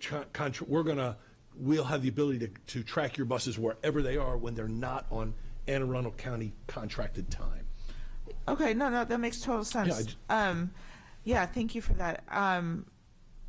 Again, in your research, I hope that this isn't, I'm not asking you to continually research every moment of your day, but as you're finding out new things from your counterparts in different places, if there comes an example of a large system with a non-owned fleet using a bus software successfully, boy, I'd love to know their story and how they made that work, because, we can learn and grow from that information potentially too. Right.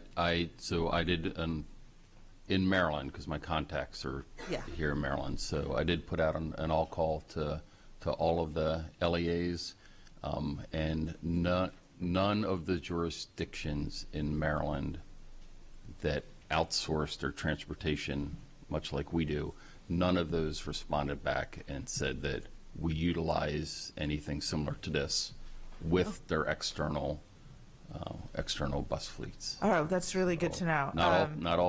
Not every jurisdiction responded back, but of all the ones that did, that use a contract model, none of those that responded back said that that they deployed this type of technology at this juncture. All right, that's good to know. And I would just also encourage, for the 6 we do own, technology changes daily, and just to, I don't know if there's a way to keep your finger on the pulse of that, but surely someone's going to figure this out successfully at some point, and when they do, it would, I hope that's not me. It is me. Apologies. Yeah, and I think the level of complexity, Ms. Schallheim, is, I already said that we've got for our own buses, we do actually have for all practical purposes, it's a black box system like an airline does, but we have that. It's a data logger system, and it actually is GPS enabled. So to the extent that we can find a solution that already, that firm already has done some of their own systems integration, my research basically showed that when you're taking a fourth party provider, and you're taking a fourth party provider and trying to integrate it with a different mapping software company that they don't talk to each other, and you're trying to talk to a fleet management tracking and data logger system, which is what we use, UPS uses, FedEx uses, et cetera. That integration piece, you're really asking things that were never intended to talk to each other, and you're trying to force fit that technological conversation. And in talking to folks in the business, that's where things typically go awry. Got it. There are bus routing and tracking companies out there. not ones that we have here, but there are ones out there that have a bolt-on module under their corporate banner that does this parent-guardian tracking. It's not the one that we own and have already invested in or standing up. But in that scenario, it would likely be easier because, again, corporately behind the scenes, their software engineers and app developers and all, are thinking harder about making those integrations work.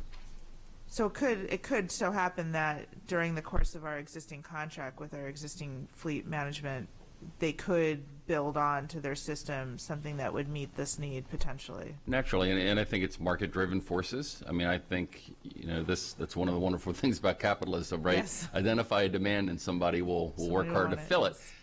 So I think all of these firms are likely continuing to look at that economic environment and look at each other. So, I mean, market forces work wonderfully, right? So, I mean, if the demand builds and if others in the industry do it, then, past this prologue, more folks might continue to move into this market space, which will benefit everybody. Absolutely. All right. Well, thank you so much. Sure. Okay, thank you, Mrs. Schallheim. Any further board questions or comments as it relates to the transportation report? Seeing none, any public comment? Seeing none, Mr. Shaknovich, thank you. We'll now move to our consent calendar. We have two consent items today. Is there a motion to bundle items 5.01 and 5.02? Motion, second. All in favor say aye. Opposed, no. The ayes have it. We now have an action item. Dr. Arlotto, can we have your recommendation, please? Yes, sir. I recommend board approval of the contracts listed on today's agenda, 5.01 and 5.02. Is there a motion? So moved. Motion and a second. Thank you. Any board comments or questions? Board questions or comments? Seeing none. Any public comment? Seeing none. Mrs. Howell, would you please call the roll on the consent items? Ms. Hummer? Aye. Ms. Salvi? Aye. Ms. Corkadell? Aye. Ms. Schallheim? Oh, I'm sorry. Ms. Ellis? Aye. Ms. Antwine? Aye. Mr. Leib? And Mr. Gilliland. Aye. Motion passes 7-0. Thank you very much. We'll move to the action item component. We have item 6.01, administrative personnel appointments. As placeholder, there are none today. Item 6.02, personnel. This is an action item. Dr. Arlotto, can we have your recommendation, please? Yes, sir. I recommend board approval that the board approve the actions as stipulated on the attached sheets. Is there a motion? So moved. Got a motion and a second. Thank you. Any board discussion on personnel? Seeing none, Mrs. Howell, this is a vote on personnel. Would you please call the roll? Ms. Alby? Aye. Ms. Corkadell? Aye. Ms. Ellis? Aye. Ms. Antwine? Aye. Mr. Leib? Aye. And Mr. Gilliland. Aye. Motion passes 6-0. Thank you so much. We'll now move to our first reading calendar. Item 6.03, Student Sexual Harassment and Misconduct Policy Code JP. And we'll turn to Ms. Ortiz. Welcome. Good afternoon. For the record, Jeanette Ortiz, Legislative and Policy Counsel. The Office of EEO Compliance and the Division of Human Resources is bringing Policy JP, Student Sexual Harassment and Misconduct, before you on first reading. This is a new policy which has been developed to specifically address student sexual harassment and misconduct at AACPS. The policy affirms AACPS's commitment to providing students a safe and supportive environment free of this behavior. It also specifies that complaints and violations regarding student sexual misconduct, student sexual harassment and misconduct shall be addressed in accordance with Regulation JORA, Bias Behavior and Language. And you may recall that in the Bias Behavior Policy and Regulation, we address gender-related biases, and so we thought that would be appropriate to reference JORA in those procedures. But also, JORA references that there are instances where bias may be bullying, right? So we've covered all of our bases here in just referring to the procedures under JORA. The policy will be on our website for a 30-day public comment period, and I'm happy to answer any questions you may have. Thank you. Thank you, Ms. Ortiz. Any board questions or comments at this point? Seeing none. Any public comment? Seeing none, so as Ms. Ortiz said, this will be on our site for 30 days, and that will go past the November 6th meeting now, so this will be on Correct. second reading in the evening November meeting. Yes, correct. Great. Thank you so much. Okay, great, thank you. Item 6.04 is the Quarterfield Elementary School feasibility study. This is an action item. Dr. Arlotto, can we have your recommendation, please? Yes, sir. I recommend approval of the Corkran Elementary School Option D replacement. Is there a motion to accept the recommendation? Second. Motion and a second, and we'll now turn to a staff presentation, and then we'll entertain board questions. Good morning. For the record, I'm Lisa Seaman Crawford, Director of Facilities, and with me is Kyle Roof, Supervisor of Planning, Design, and Construction. And I'm Billy Arias with Kramer Parker Architects. the next three items presented will be the feasibility studies for Quarterfield, Rippling Woods, and Hillsmere Elementary School. I will begin with some general information that will apply to all three studies. Then we will discuss each individual school by agenda item. A feasibility study is required by the state if an LEA will be requesting state participation in construction funding. By their guidelines, the study must include one or more renovation or renovation addition options that satisfy the major educational program requirements. It must also include a 40-year life cycle cost comparison for each option considered. The studies presented today for all three schools will include the following options: do nothing, patch and paint, renovation addition, and replacement. The revitalization and modernization options of the past are now just the state IAC recognized renovation addition option. The first school on the agenda is Quarterfield Elementary, and Kyle will walk you through the executive summary, and then Billy will give us some more details about the recommended option.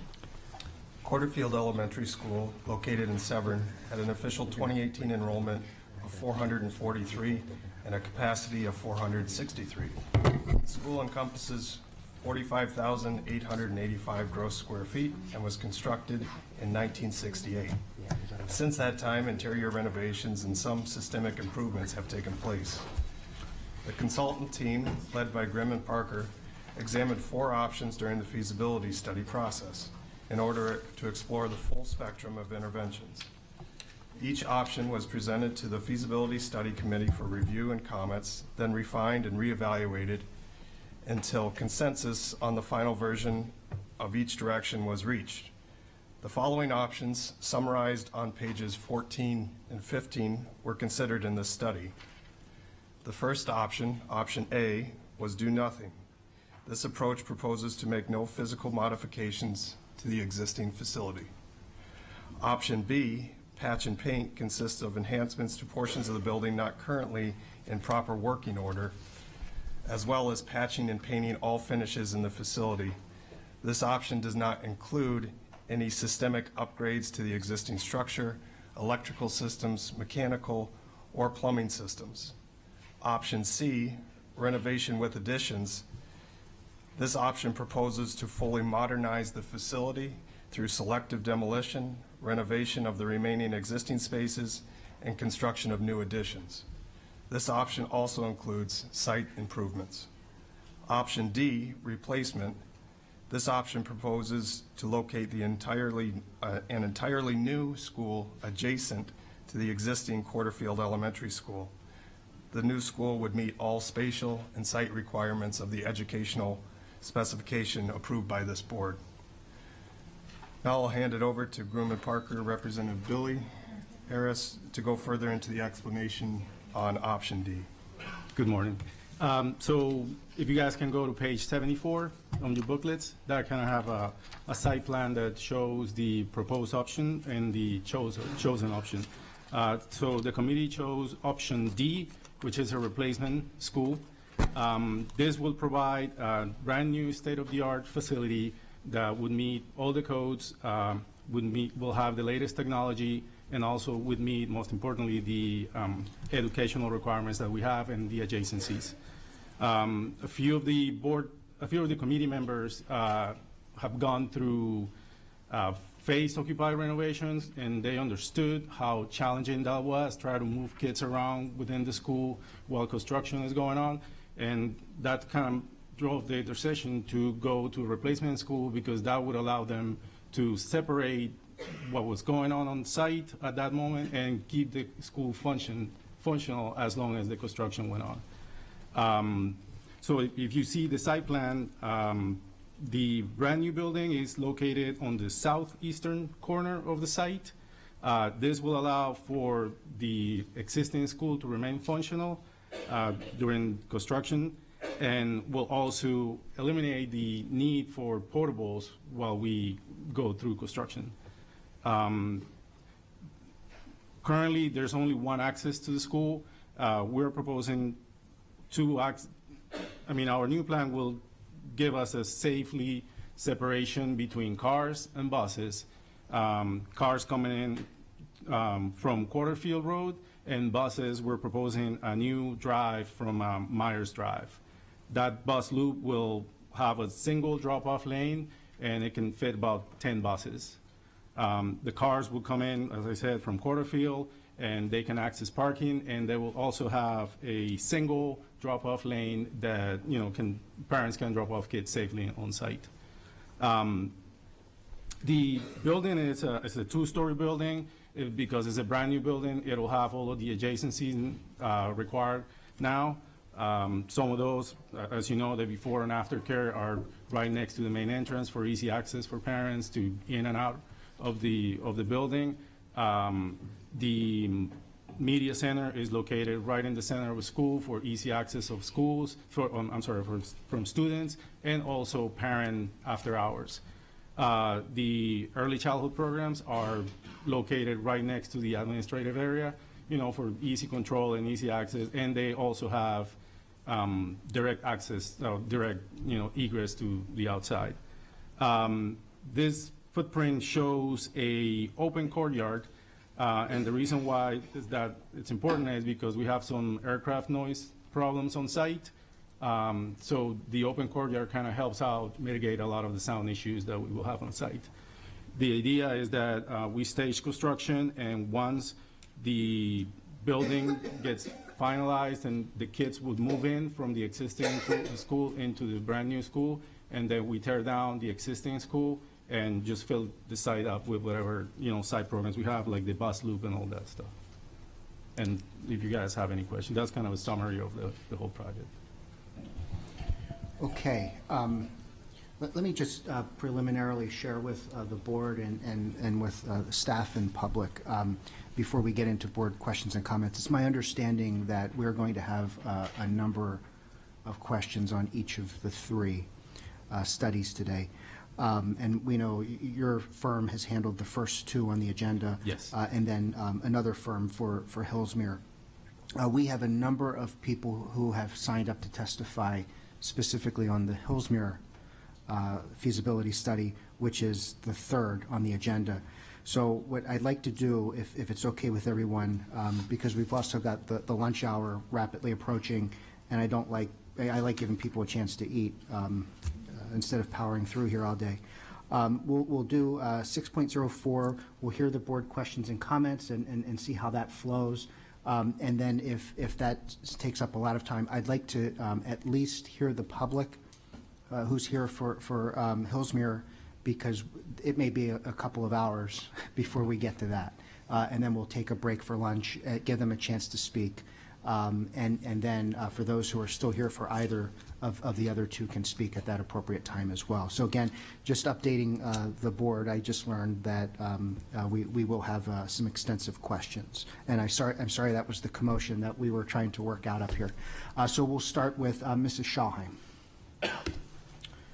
Hi, thank you for your presentation. I'm really excited about this plan, and I do have a few questions, and I'm going to try to just fire away. Hopefully we can just get some really short, succinct answers, since I do have a few of them. I noticed that the first two of our three plans didn't specifically call for geothermal or necessarily like a specific study on solar, and I'm wondering why not, and when. I would assume that in a study like this, but forgive me if I'm just being naive, that solar would be considered at this juncture. So why wasn't it considered, or geothermal, and when will it be seriously considered? Yeah, we, just at the feasibility study, we were just looking at which option we're going to. As we get into the SDs, that's when we would do the next step, is to look at systems, especially geothermal, where we would put the pits and things like that through. Perfect, because the third study, as you all are well aware, it was spelled out specifically, geothermal. So that's why my question appears. Yeah, so. We will look at all three of them at SD stage in detail. Okay, so is that just a style difference between different firms? Got it. All right. Next question, can reforestation occur on the construction site, on the demo site, once the construction is done and the building has been demoed? Are you planning on reforesting and the green spaces on the site plan? It will be a requirement of the grading permit. Great. All right. Can any building materials be salvaged from the building that will eventually be demoed for use elsewhere, like Habitat for Humanity kind of stuff? Flooring, cabinetry, anything like that? These are older buildings. Some of the substrate, the glues that were used on this do have asbestos, so we would be hesitant to donate any material. What about freestanding stuff like shelving or any sort of freestanding cabinetry or any of that? Do you all look for places where those can have another life? Many of our components within the building that are not fixed to the structure actually get reused. Furniture components get moved back up to the warehouse for use at other facilities. Fantastic. If for some reason another one of the plans were to be adopted within this, and this is just a question for my knowledge, it keeps saying that the building envelope, like if we were, I'm not suggesting we're doing this, but if we were going to do a patch and paint or something else, the building envelope would still be not energy efficient. Is there ever an opportunity to, like you would in a residential home, drill and do spray foam or whatever to make the building envelope more efficient? Are there any ways to accomplish that without building new walls? You want me to answer that? Yes. Absolutely. There's way to do it, but it's really costly ways to do it. Okay. So it's at that time it's more efficient to tear down and build new. Got it. It came up when I was reading. I don't know what that question means, so I'm going to skip it for the purposes of timely. Skip that. Oh yeah, when you did the noise monitoring on page 128, what do weather conditions affect the readings when you measure the decibels of the planes going over? So the way it's done, the acoustician places a monitor on the roof, a few monitors on the roof for 24 hours. That's kind of what the test is. So we record what happens within those 24 hours. So if there's, so for example, there was on Quarterfield, there was an event that the plane was 76 decibels, which is way above the average that we have. And unfortunately, we only have data for those 24 hours. But there is a BWI monitor close by in different locations, and that, the 63 kind of matches what their data shows, the BWI. So unfortunately, our report only shows 24 hours. Right. Would a sunny day versus a cloudy day make a difference for those readings? Absolutely. It does. Okay. So if it was, I don't know what the weather was that day, but if it was a bluebird day, the readings could be vastly different than if it were a cloudy day or a stormy day. I'm not sure if it's vastly different, but there would be a difference that you could tell. Okay. I'm just curious, and some of this is from my own knowledge, y'all. So thanks for bearing with me. All right, and that was it for this one. See, I'm trying to be supportive of lunch and all that. Ms. Antwine.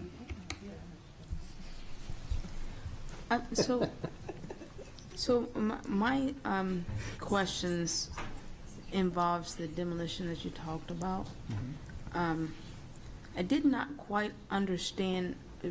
The question came up from Ms. Schalheim about you reutilizing some of the material, and the answer was that because of health reasons, some of that material would not be reutilized.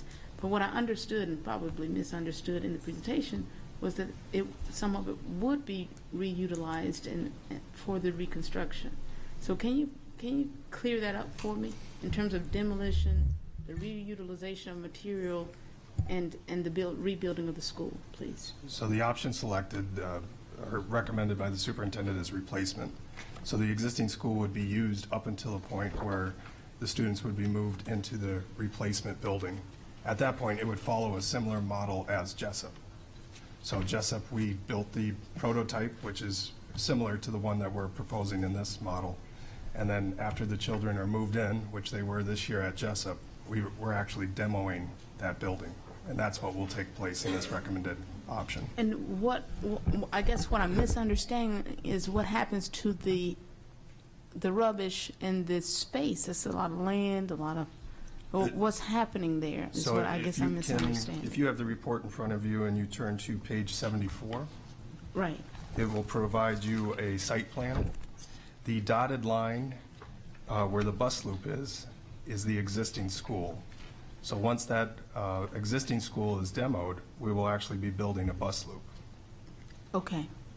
Thank you. We'll have to regrade and build the bus loop. Wonderful. Thank you. Thank you both. Thank you, Ms. Antwine. Mrs. Hummer.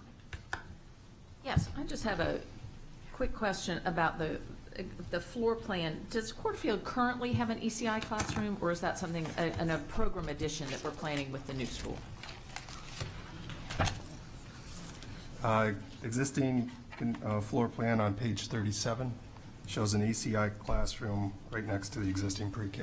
Okay, so it does have one. I'm sorry, I wasn't sure on that, if we were adding programs in as we expand the building, or if that was one that was there. Thank you, that was my only question.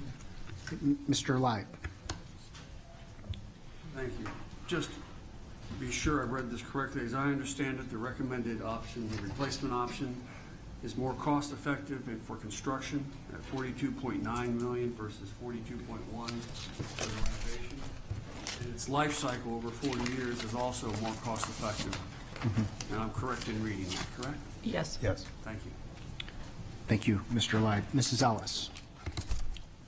Thank you. Do demolitions always happen outside of the school year? Or, in other words, kids are going to be going to school in the old building until the new building is built. When does the demo happen? The demo would likely happen during that summer before. That's my question. I was just curious about health concerns, with debris and air and so forth. They do a really good job controlling the dust through fire hoses and other such things. Okay, thanks. Yep. That's a good question. Okay, any further board? Yep, okay.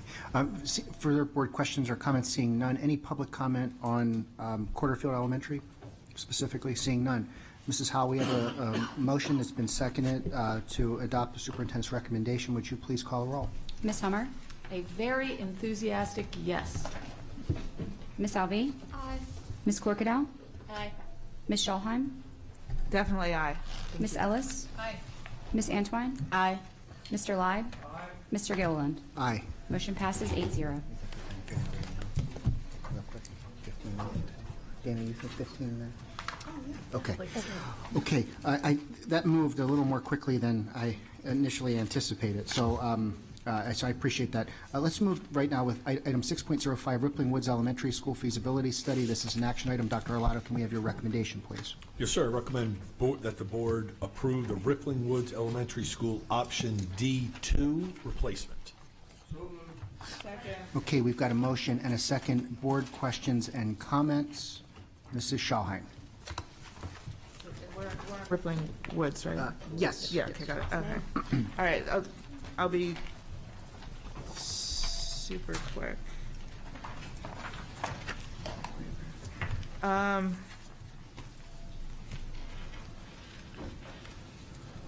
Oh, yes. So I'm on page 31, and I wrote myself a post-it note to ask about something about the MAA waiver. So that would be a waiver to build in the flight path, right? Yes, anytime you're above 65 decibel threshold, you will apply to the MIA. And what would it take to get such a thing? We've done similar on Glen Burnie Park, and it's just going through the process of permitting and going to the MAA themselves and asking for a variance. Okay, just for my own personal knowledge, thank you. And again, I'm not suggesting that I would be for this option, but I'm just asking for my own personal knowledge. On page 66, if one of the two renovation plans were to pass, the students would be split up amongst different schools during the construction, is that correct? Both the renovation addition, one of the options, C1, and I believe D1, provides swing space where we would utilize another facility to help house the school. But not everyone would be necessarily, the whole community might be split up, right? That's an option. Okay. Is that a likely option? Given the space constraints of the existing school and the flight path and the availability of soundproof or sound-resistant portables, it's highly likely that they would be located somewhere else. Okay.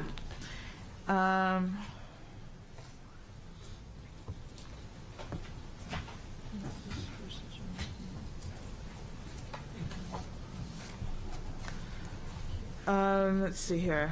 I might be almost done.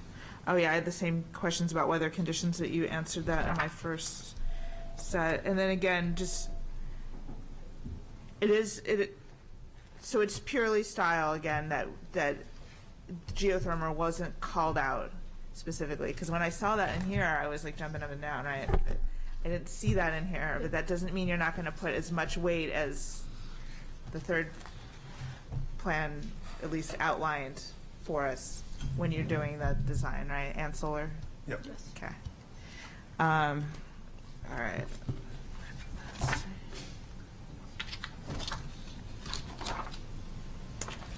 I think that's it. I'm still trying to understand one of my other post-it notes, so I'll let others go, and then I might. So thank you.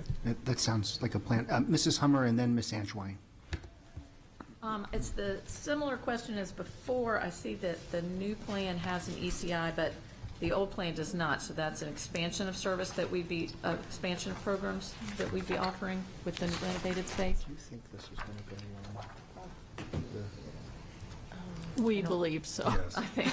I'm sorry, I'm catching I just up don't on know that. off the top of my head if Right, it's when right I'm in looking there. at, it's complicated in there, but I don't see an ECI on the original, so that would be great that we're offering another. And I will just add, having been in Rippling Woods, I am so happy for them that this is happening, because this is one of the most challenging schools I've ever been in. And while I believe all of these need to be done, I'm especially happy for the teachers and staff and children at Rippling Woods. So, great job. I do want to add, it's one of the last, it is the last elementary school that's open space. Okay, thank you. Mrs. Schallheim. Okay, I figured out my question. On page 68, under challenges, it said buses, and this again for my own personal information, buses and cars would still utilize the same entrance. Is that the entrance where the cars travel or the entrance to the school? It's that Fern Road entrance. Okay, great. That was it. See? Can I You all proud? Can I add to that? So there's, once you enter the site, we do the same thing. We separate buses and cars. It's just that Knollfield Road is the only access point to the site. So that's what, we're referring to, a shared site between, because you have to enter and exit through that road. And just for the record, just because I give you a stare doesn't mean you need to turn your light off. I never want to silence it. So any further board questions or comments? Seeing none, any public comment on, what are we on, Rippling Woods? Seeing none. Okay, Mrs. Howell, we've got a motion and a second to adopt the superintendent's recommendation. Would you please call the roll? Ms. Hummer? Another very enthusiastic aye. Miss Alvey? Aye. Miss Corkadell? Aye. Miss Schulheim? Aye, thank you. Miss Ellis? Aye. Miss Antwine? Aye. Mr. Leib? Mr. Gilliland? Aye. Motion passes 8-0. Great, thank you. So this moved much better than I thought, so thank you to everyone for this, and thank you, sir, for your firm's work on these two. We'll move Under to promise, over deliver. item 6.06, Hillsmere Elementary School Feasibility Study. This is an action item. Dr. Arlotto, can we have your recommendation, please? Yes, sir. I recommend board approval of the Hillsmere Elementary School Option 4A replacement located in infield. Is there a motion? So moved. Second. We've got a motion and a second, and now presentation. It'll follow the same format. And ma'am, if you'd like to introduce Oh, I'm yourself sorry. as well. Go ahead and introduce yourself. Oh, hi, I'm Janet Patterson, and I'm with Goodrow Architects. I'll be the project manager. Great, thank you for being here. All right, Hillsmere Elementary School, located in Annapolis, had an official 2018 enrollment of 390 with a capacity of 509. The school encompasses 45,885 gross square feet and was constructed in 1967. Since that time, minimal interior renovations and some systemic improvements have taken place. However, no significant renovations or additions have occurred since that 1970 or 67 date. The consultant team, led by Goodrow, examined 4 options during the feasibility study process in order to explore the full spectrum of interventions. Each option was presented to the feasibility committee for review and comment, then further refined until a consensus was made on the final version. The following options are summarized on page 5 of the report. Option 1 is do nothing. This approach proposes no physical modifications to the facility. Option 2, paint and patch, consists of enhancements to portions of the building, but does not include systemic improvements to the mechanical, structural, or plumbing systems. Options 3A and 3B are the renovation addition options with and without swing space. These options will fully modernize the facility, with the only difference being that we explored the use of an off-site location to house the school during construction, also known as swing space. Option 4A and 4B are the replacement with and without swing space. One option was to replace the school on top of the existing, and that would require swing space of moving the students out. The other one, the selected option by both the committee and the recommendation by the superintendent, is to relocate the replacement, or actually place the replacement in the field next to the school. Jeanette will further explain option selected. Yes, hi. So the option that we're proposing is a prototype option that will have a central corridor with the public space off the corridor with 2 academic wings. One of the wings will be a one-story wing, and the other one will be a 2-story wing.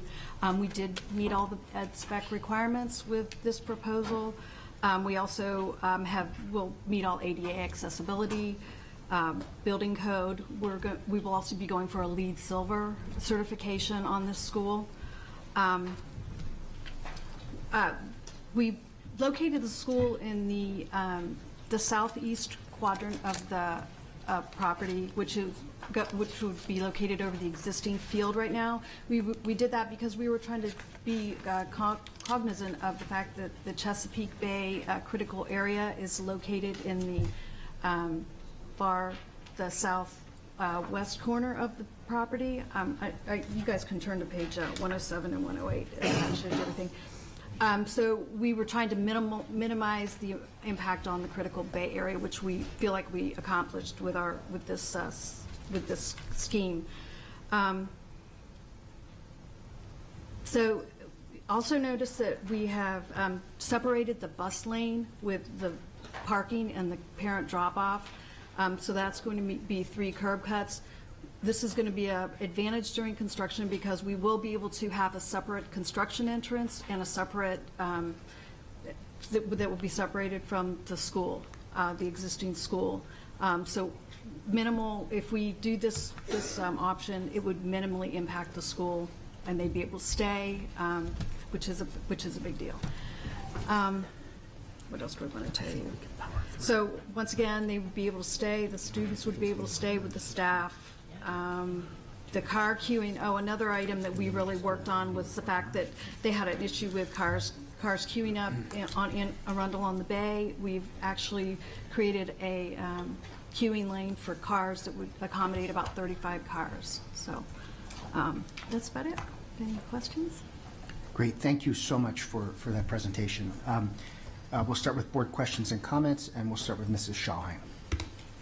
Thank you for this. I'm also very excited about this plan, like I was with the other two schools. I'm really glad to see some progress of getting rid of buildings that have served out their useful life. I have a few questions for you. The first would be on page 16 with regard to the existing site amenities and memorials. Under Plan 4A, the recommended plan to replace, will care be given to preserve all of these and display them in their new home? That's our intention. Okay. And with the ones that are built into the wall, the mosaics and such, are we able to demo in a way that will preserve that? We would likely be able to saw cut that out and take it. Fantastic. And this will also require a reforestation plan, correct? Yes. And when you do that, I think I read it, although to be honest, it was like a ream of paper between the three, so forgive me. Do we reforest with native species? Yes. Yes, Yes. that's a Okay, good. requirement. Good. And a variety, right? So not just a singular, okay. Okay, sweet. All right, awesome. And just like the other plan, things that aren't physically nailed to the floor will find a new home if they're able to be relocated, like cabinetry, et cetera? Yeah, that's our standard practice. All right, great. All right, only, I think, two more. Okay. Obviously, that includes like desks and stuff if they're not going to... Most of that is desks, yes. All right, great. Oh, yeah. I have to say, I'm sure you heard the other, my comments on the other two. Thank you for considering geothermal out of the gate, and I really hope that you all utilize that. And solar, please. Let's see. I think I only have one more question. So in terms of solar, what are the options for that, given the cost per kWh in this area and the cost of steel? Would that be, if you all were to trample down that road, and I hope that you do, would it be on the roof, or would there be an opportunity to utilize other ways to use solar, like covered parking or things like that? We'd have to further evaluate that in the next step if replacement is selected. Did you have something else? No, I was going to say we were going to have to reevaluate. All right, y'all. I think that's it. I'm really excited about this. Thank you. Thank you. Mr. Lybe and then Mrs. Ellis. Just like to add a little history to today's discussion, especially at the last school for Rippling Woods, when Ms. Crawford said this was our last open space elementary school. Back in 2005. Now, many of you didn't follow the school system in 2005, but I did. And Superintendent Eric Smith entered into an arrangement and an agreement with county government and County Executive Janet Owens and the County Council that through a process that the MGT study came from, that the school system, the board, and county government would enter into an agreement whereby we could all be supportive of our school construction program and ensure we have a continued process that wouldn't be interrupted by political whims of either party. And we're really starting and we're seeing the benefit of that today. I mean, the amount of schools that have been renovated or replaced in the last 10, 15 years is quite a record for Anne Arundel County. Prior to that, replacements of schools were done on backs of envelopes and deals in back rooms. Now it's the public's involved from the very beginning. We have confidence in what is going to be next, and we have confidence that our political leadership is going to support that. So I'd just like to put a shout out to our previous school administrations. our 4 superintendents we've had since then, the numerous board presidents and board members, our county council and our county executives, that they've held true to their word. And our citizens and our students are greatly benefiting from this. Thank you. Thank you for that, Mr. Lai. Mrs. Ellis. Yes, thank you so much for that history, Mr. Live. It's very educational for all of us. So the previous 2 presentations, as a layperson, I was able to look and determine why you were recommending the plan that you were. This one, can you tell me the main driving factors, the cost, what puts 4A above 4B for your recommendation? Certainly cost is a factor, and we can do this more cost effectively. The other is that with B, it would require us moving students. So what you're talking about in B, the difference is same building put on the existing footprint of the school. So we would have to move the students out, tear down the existing school, and then build on that footprint. And this allows us to build, leaving the students in place and not having to move them. And we can do that more cost effectively. And so we think that's the best option, and I know that's what the committee was recommending as well. Thank you.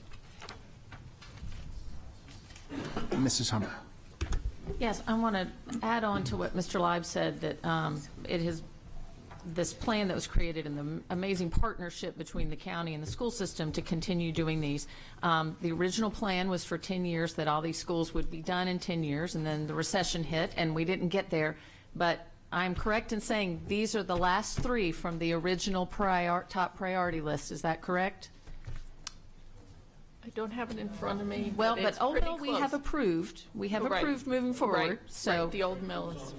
Yes. we are finally acting on the last from the original list, and we've actually started on the updated list as well. But it took a little bit longer than the 10 years, but it was an amazing commitment by the school system and the county to get this. And so I'm thrilled, and I know all of those who've been working for this for so long are glad to see that we've gotten through the next priority, and hopefully we can keep on track for the 10-year for the next list as well. So thank you all very much. Thank you, Mrs. Hummer. Any further board questions or comments on Hillsmere? Seeing none, we'll now turn to public comment. I've got 4 cards, but certainly anyone else who's you're welcome to come forward. India Oaks, Bonnie Clark, Sarah Koster, and is it Cassie Heckman? And anyone else at this time, please, 2 more seats.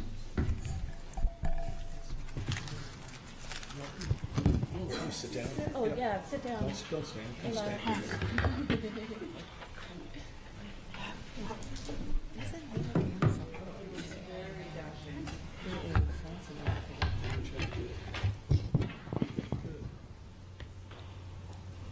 Good afternoon. India Oaks, parent and alumni of Hillsmere Elementary School. What can I say besides what a pleasure it is to finally be talking about something positive for once, as we move closer to the long overdue renovations to a building whose populations have contributed so much to both the immediate community and our school system as a whole over the last 52 years.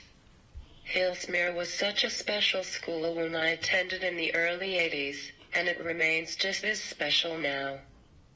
Yet the building has not kept up with the growing population, nor advancements to enhance our learning process, not to mention it has not even have a sprinkler system all these decades.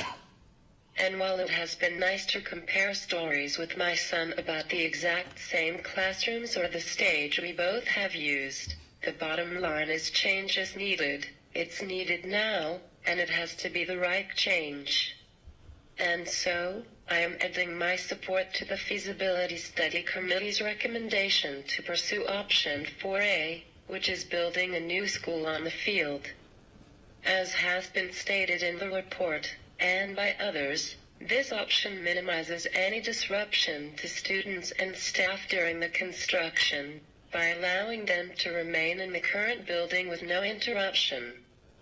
The design of the new building is also the most ideal out of all the options, with the administrative offices located near the front, and the media center, gym, stage, and cafeteria all located in what I believe is the most ideal placements. And while I still wish there was no cell phone antenna next to the school, at least option 4A moves the building the furthest away from where the antenna is, going from approximately 73 feet from the actual building to just over 300 feet. There are many more reasons why option 4A is the most ideal, but all you need to do is look at the comparison chart in the feasibility study report to see why. So I will just finish by saying thank you again for finally moving forward with the renovations, and I hope you pursue option 4A. Thank you. Thank you.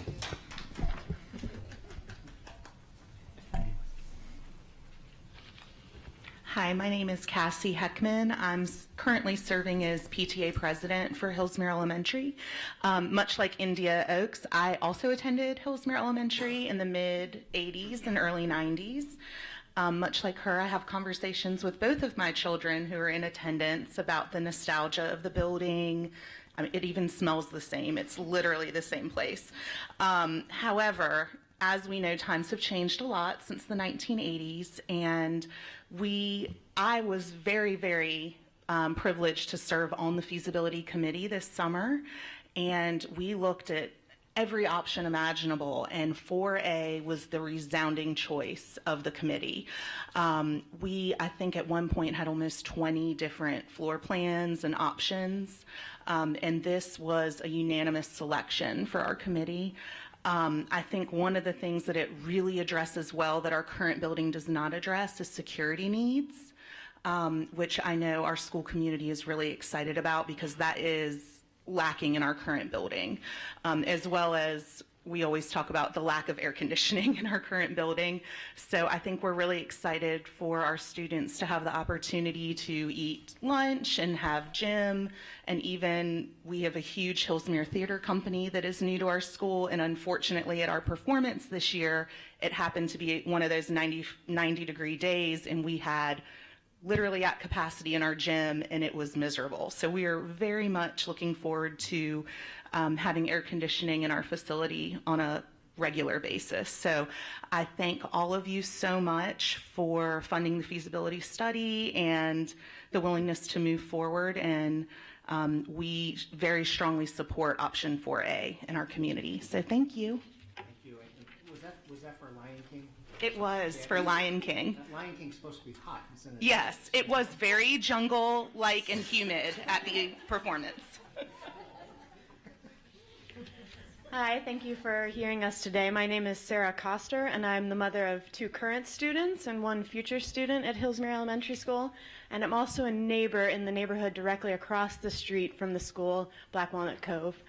I want to thank you for moving forward with this funding. We just got an email this morning about the school being chilly and for our students to bring sweaters and jackets. And so I think you can, as we've heard, this is a long time coming and a very timely thing, so we're appreciative. I'd like to voice my recommendation as well for 4A, the replacement in the field without a swing space. This is ideal for not having to move our students out of the school, which would be least disruptive to all of us. And I also think it's safer for those of us in the neighborhood across the street. There's a crosswalk. If you can look at the plans, you'll see the new building will be directly across from the current crosswalk that crosses Arundel on the bay. As it is right now, it's not, and so a lot of students and parents do risky behavior and try to cross at the curve in the road there. So I'm really excited to see the plan. There's also a wonderful playground across the street from the school that now will be directly across and safer to access for our students. Also, as you've heard mentioned, the safety features of the new building are something that unfortunately in our current society we are concerned about and are very excited to see in the new building. So thank you for listening. Thank you.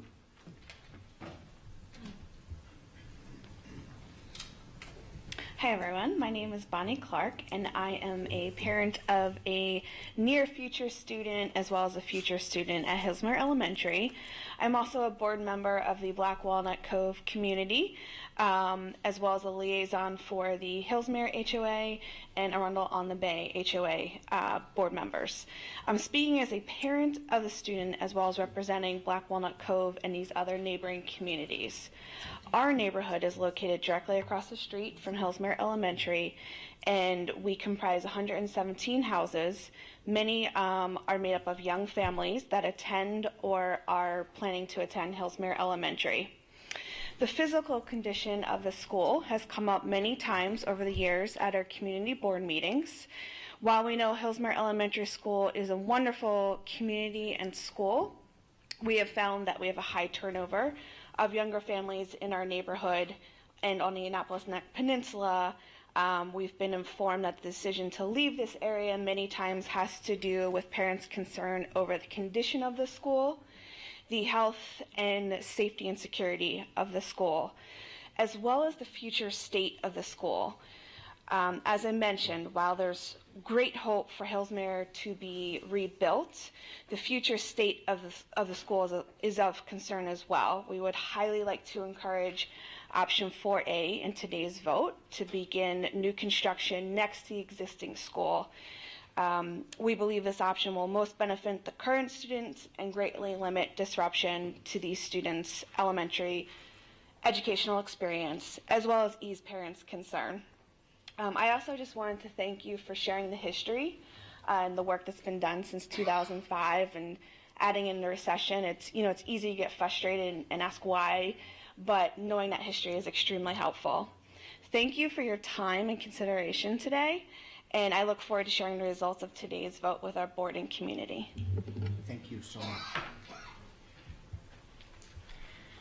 Good afternoon. My name is Kinley Bray, and although I didn't have a chance to sign up to speak, I'd just like to echo the comments of my fellow parents at Hillsmere. I'm a resident of Arundel on the Bay, and I have a second grader at Hillsmere and a 2.5-year-old who will attend Hillsmere eventually. And so, as you might imagine, the timing of the construction is very heavy on my mind. Is this going to happen while I still have students at Hillsmere has been a question for some time. So I appreciate what Board Member Leib said about the MGT study, and I've been following it very closely for quite some time, and I'm thrilled to hear that the board is finally moving forward, and I commend the committee for all of the time and effort that they put into really searching through all of the alternatives, spending the time to visit other schools, spending the time to think about what would be best for our school. And coming up with this recommendation. I urge you to support option 4A, most particularly because it allows us to keep our students on site throughout the construction. Not only is that a cost factor, but it is a huge, huge inconvenience for students and families, as I'm sure you've heard with the other construction projects which you've had experience with, where students are having to report to other schools.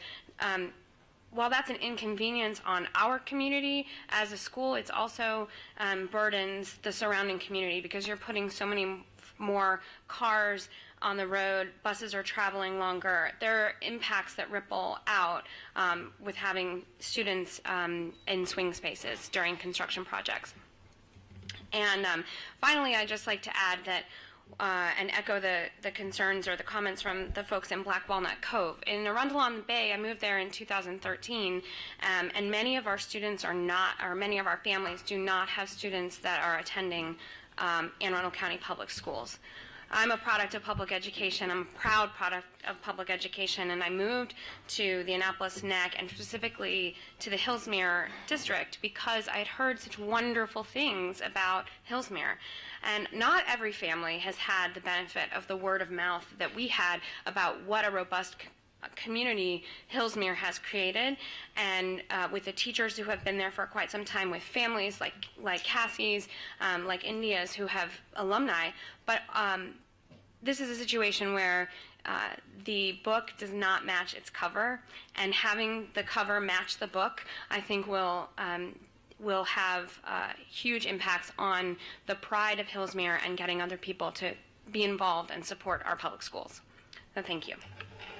Thank you, and thanks to each of you. Any further public comment on this item? Oh, I'm so sorry. That's okay. Stephanie Reynolds, West Bay. I similarly didn't get a chance to sign up, so appreciate being able to comment. Adding my voice to the choir here on option 4A for Hillsmere Elementary School. I have 2 students there now, and particularly the idea of being able to have the new school be built adjacent to the existing school to minimize disruptions is really important to our community and to my family. You hear that in a boardroom or on a piece of paper and you say, oh, that's good that we're minimizing disruptions. But when you try to look at it through a student's perspective, this could be a third of their time in elementary school, and having a continuation of them being able to go to the same school and really fostering their love of the school and their early love of learning is incredibly important. So thank you to all of your work so far, and again, I support option 4A. Great. Thank you, and thanks so much for your patience. Any further public comment at this point? Seeing none. Any further board comment? Seeing none. Mrs. Howell, this is a vote on the Hillsmere Elementary School feasibility study adopting the superintendent's recommendation. Would you please call the roll? Ms. Hummer? Another enthusiastic aye. Ms. Alvey? Aye. Ms. Corkadell? Aye. Ms. Schallheim? Aye, definitely. Ms. Ellis? Aye. Ms. Antwine? Aye. Mr. Leib? Mr. Gilliland? Aye. Motion passes 8-0. Great, thank you. We don't often get applauded in here, so that was a good. I think we're moving through this pretty quickly. So we okay to? All right, good. So item 6.07 is the 2019-2020 Board of Education public session hearing and workshop date change, and just by way of reference, as the superintendent just announced the graduation timeline and calendar today, we do have a board meeting scheduled, and we need to have Board of Education members at graduations and so what we have, the request now is to move our June 3rd, 2020 meeting from being a day meeting starting at 10 a.m. to being an evening meeting starting at 7 p.m. Is there a motion to make that change? Moved. We've got a motion and a second. Seeing any board discussion? Seeing none, Mrs. Howell, would you please call the roll? Ms. Hummer? Aye. Ms. Alvey? Ms. Corkadell? Aye. Ms. Schallheim? Aye. Ms. Ellis? Aye. Ms. Antwine? Aye. Mr. Leib? Aye. Mr. Gilliland? Aye. Motion passes 8-0. Great, thank you. We okay? We have a 5 p.m. graduation. We'll figure it out. I don't think so. Okay, we'll now move to our review items. We have 2 today. Item 7.01 is award of contracts. Are there any board questions or comments on this item? Any board questions or comments? Seeing none, any public comment? Seeing none. Yeah. Okay, we'll now move to item 7.02, policies and protocol regarding spectators at sporting events. There is no formal staff presentation, but this is an opportunity for board members to ask questions. And we'll start with Ms. Antwine. Thank you, President Gilliland.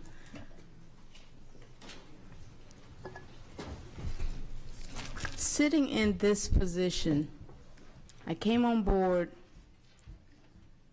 focusing on utilizing decisions that work for the best interest of our entire school system, all of our students, all of our teachers, all of our administrators, all of our support staff, our board members and otherwise that make up the system.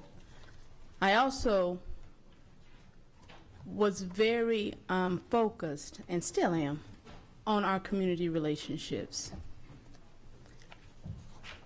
What prompted me, as I've shared several times before, to put my name in the hat as an elected official with the Board of Education were the students who cried out about bullying, about discrimination, about racial incidents.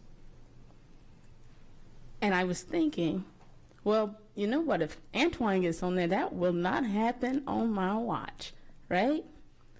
But it's happening. And so I empathized with the prior board. These decisions are tough. And in tough times, You need tough responses. Therefore, I requested, after working with other board members, that we relook at our policies on how we address spectator sports, the actions of our public, as well as especially our students and our own staff. Look at those policies and protocols to ensure that we are doing all that we can to prevent harm in our schools, to prevent hate and bias on our school grounds, racism, and other entities that work to create vulnerabilities in our system. So that is a little bit of the background based on this request. I also request that when we address these policies, we bring them up not only for review, but for action. Okay. Thank you, Ms. Antoine. We'll go with Ms. Alvey and then Mrs. Schallheim. So I definitely respect that you brought this to the board, and I think it's something that's really important and should be addressed. That being said, as far as my understanding goes as a student, and you all can correct me, but whatever policies that we apply for behavioral issues during the school day also apply at any sporting events. So I'm well aware, and my peers are well aware, that if you are on school grounds during a school event, if you do something wrong, you will be punished the same way you would be during the school day. I understand that the environment created at these sporting events is different than sitting in a classroom, but from my perspective, it is made clear to all the students by our administrators that the same policies apply. So that's my understanding, and I just wanted to put that out there. Thank you, Ms. Alvey. Mrs. Schallheim. Is anything distributed from the schools to the parents, or more importantly from the schools to the students, to, there's a fine line between free speech and in terms of clothing, whatever, or accessories, and things that might be can go down a path to incite violence or to create a bias situation, et cetera. And I would never suggest trampling free speech, but are students ever cautioned as to what they should and should not bring to a sporting event? Good afternoon, Ms. Schallheim. Thank you very much for that question. If you don't mind, I would like to also have the members that are with me today introduce themselves so that you know who's here with me. Sure. I'm Doyle Batten. I'm the head of security for the school district. Clayton Culp, coordinator of athletics. And so your question involves an answer that I think Ms. Alvey sort of touched on.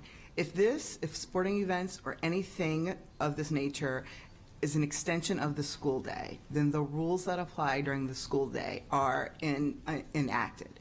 And so if the item of what you're referencing causes a disruption, that is definitely when the school administration then takes action. So your second part of that question, are they ever reminded? Absolutely. During the code of conduct lessons, I don't know how each principal does it a little bit different depending upon the size of their student population. So frequently it's if we know that we're going to have a contest and we're going to, it's the home school and you're hosting the contest that day during announcements, it happens. But also I attend a lot of football games across this county where at the beginning of the contest, that announcement is also made. So it's also live and well in the athletics handbook, which can also be accessed on our website. So the students are well aware of the expectations, and that it is an extension of the school day, just like we would expect them to behave in a certain manner at the aquarium. If they were going on a field trip to the aquarium, you represent your school inside the building and outside of the building. I just, we've now had a couple, at least that I'm aware of, incidents, and it's only the beginning of the school year. So I wonder if there was a disconnect made, if there was a missed opportunity, because I would expect this. Well, I don't expect this ever, honestly, but you know, as the school year goes on and kids are focused on other things, maybe some things fall by the wayside, but the beginning of school year, right after you're handed that book, and then now a couple things have happened, it just makes me ask why. That's also another good question. I don't believe there was a missed opportunity. I think this was actually an opportunity taken by our students, because football games, as I said on, I forget what night it was, Tuesday night now, frequently our students don't go to football games to watch the football game. Sure. And they use it as a social gathering opportunity.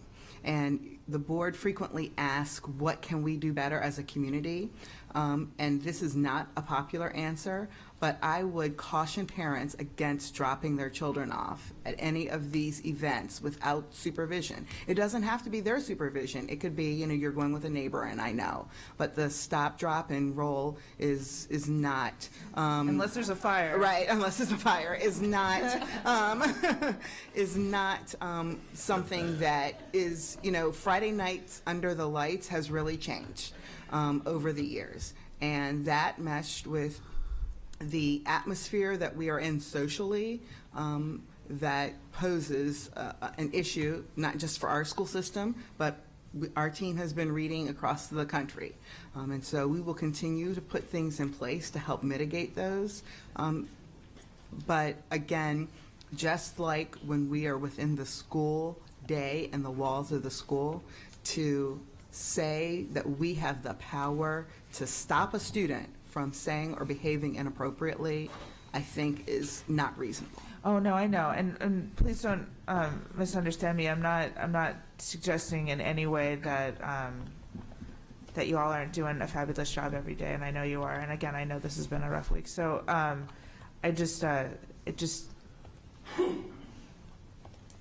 is there another way we can, with regard to not just dropping kids off, reiterate that more often and more clearly to parents? I know we can't control what people do outside of the school day, but I do agree with you. It's become over time from cheering on your team and having good sportsman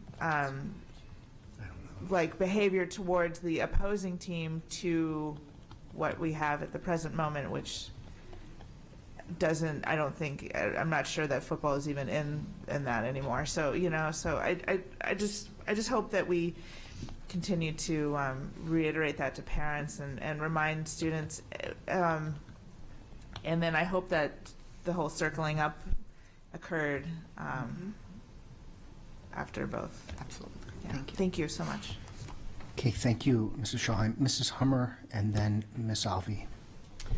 So let me start by saying I am a parent of multiple high schoolers. I have attended multiple football games in multiple venues already this season, and I have always been very impressed by the staff that is there and the police presence that is there and how they were working together. I was at a game just a couple of weeks ago, and I was speaking to a staff member, and as I spoke to them, a police officer came up to say, hey, we're keeping an eye over here. They were communicating continually to looking for anything that's out there. So I feel the presence is very there. I've also heard multiple times from all of my kids' high schools this year about the exact thing you're talking about, the behavior that's expected at all events. As a parent, I've gotten things from the principal in the newsletters. I've received calls. One of the schools sent out some very directed things, some changes they were making to make it safer and telling parents these are the expectations. So I think it's putting out there very well. We all know, and I can say this because I have almost 5 teenagers now, they don't often think long term, and so they act without thinking. So even though they know better and they've heard all this, they sometimes don't act as they should. As Ms.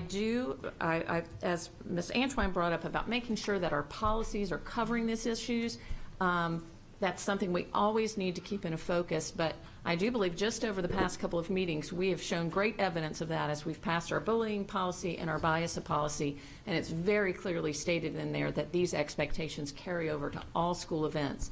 And we keep putting that in the forefront, that they don't stop being students right away. And another thing that I think this brings up, as we've talked about what are the kinds of shirts or hats that people can bring, you know, we all know that freedom of speech does not end at the school door, and how we react to it is very, you know, we can be offended by speech, and how we react to it is the thing. I think it's groundbreaking for this school system and this board that we put forth the Global Community Citizenship class, which has as a main focus for it to teach our students to talk to each other in a respectful way when they disagree, so that if somebody is wearing something you find offensive, that you can have a discussion, hopefully, a respectful discussion rather than an altercation. And I am hopeful that as that class progresses that we will see that carry over to more and more of our students and into more of our venues that are out there. But it is an ongoing thing, but I just want to say I appreciate it, having seen it firsthand multiple times and seeing how well it's working. I want to thank you all for all you do at our sporting events.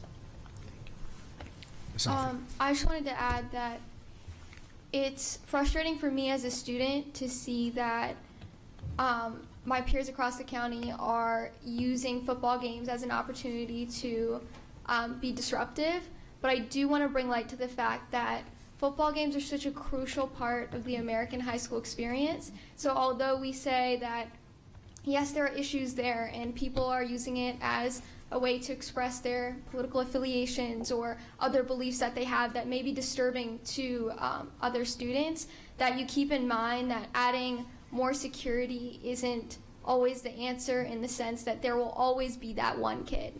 And a lot of times the rest of the school community, which is me and my friends, get punished for that one kid making that wrong decision. Just know that when I go to a football game, I'm at the very front hollering my Panther pride. I saw you on Friday. We all saw you on Friday, yes. We're there for positive experience, and I just want to clarify kind of, again, I'm here to bring the students' perspective that we care about football games, we care about pep rallies, we care about these events as a positive experience for us and being a high school student. So yeah, those are just my thoughts. Thank you.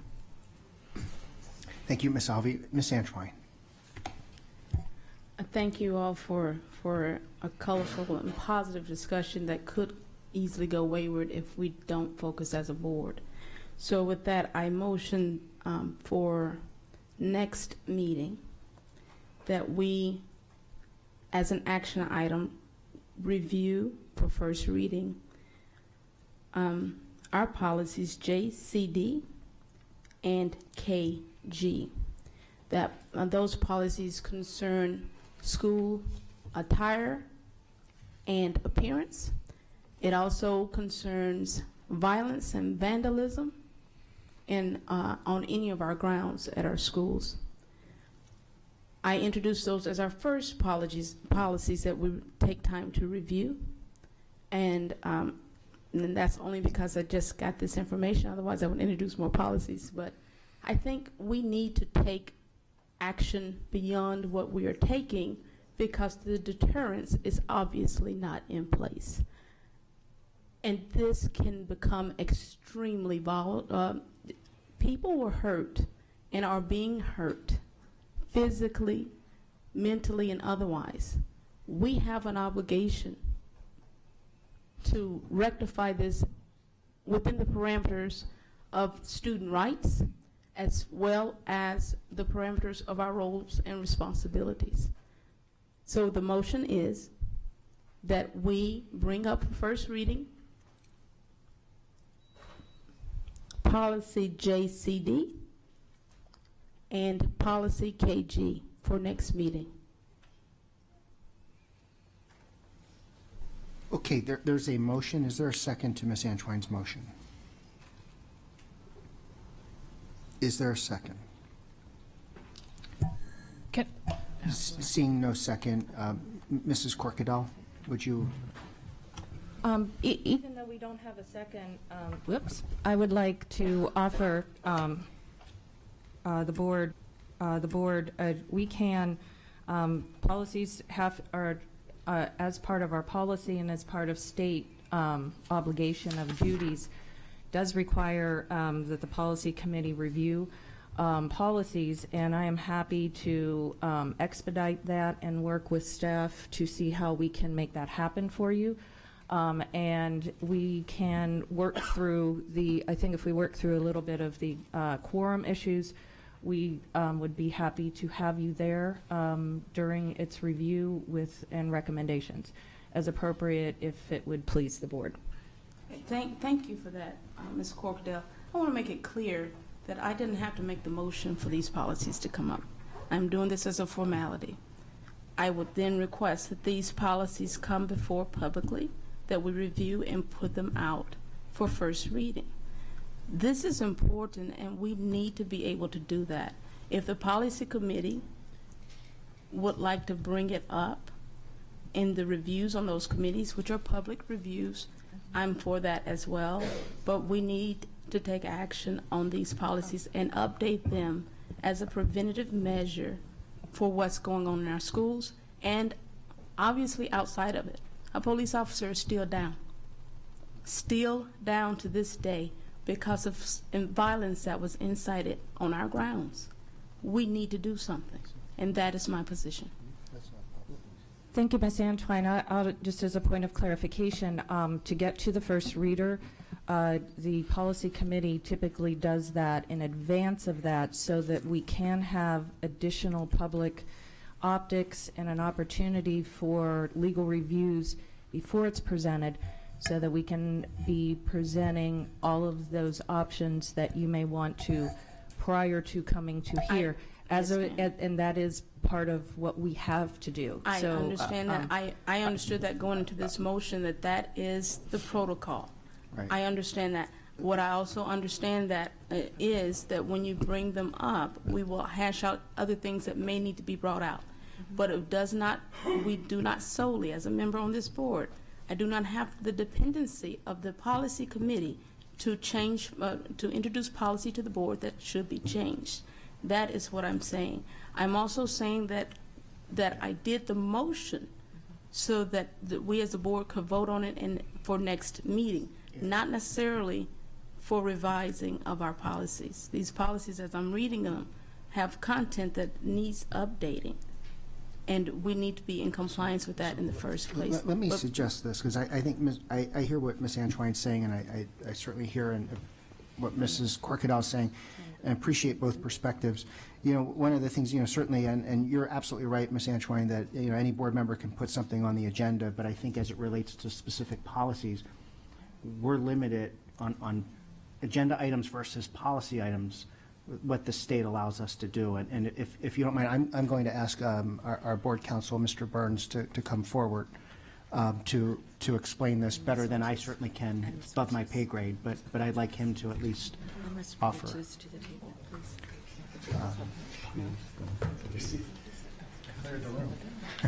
Attorneys have that effect. Sorry about that. For the record, Darren Burns, Board Counsel. I don't think for the purpose of discussion, and certainly for Ms. Antwine's purposes, you want to get mired into all the details of policy, the policy on policy making or anything else, but just remind yourselves that you would not by your own policy be able to simply vote here unless it was by a supermajority type vote in accordance with your own policy, simply accelerate things to a first read, because you have a very detailed, and there's reasons for it, process for bringing policy forward. And whether it is because it's on the superintendent's schedule and the policy committee's schedule as a matter of routine, or whether it's because someone has a special request or the superintendent has an initiative that asks the committee for it, you still have to follow your policy. You have to follow your policy. And if you want to make an exception to the policy, you've got to follow that procedure as well. Otherwise, I think it was alluded to earlier, the appropriate thing is Ms. Antwine's concerns, as Ms. Corkadell said, would immediately get to the policy committee and follow the procedure for policy development. To simply skip all those steps would be to do something you've told the public is not your process. And so you would have to follow that policy on policy development, including any exceptions to it. And so I would just suggest that from what I could hear, Ms. Corkadell's proposed solution or response would make sense because it's consistent with your current policy and therefore would be, I think, legally appropriate. Thank you for that. I want to add that I read what we have in our handbooks and in our policy, and I would just like to understand maybe I'm misunderstanding what you're saying, Michelle, but I'm understanding that you all, the policy committee, will review it and decide whether or not it comes before the public. No, I can just, please clarify if I'm saying misspeaking, Mr. Burns. No, actually, the policy committee, when they do a review of whether it's a member or the superintendent or staff or department, the review process is to make sure there's a checklist that is used to make sure it is in compliance with federal state law. Is it practical? Does it include a budget that's absent? You know, all these other factors are considered. Is it deployable?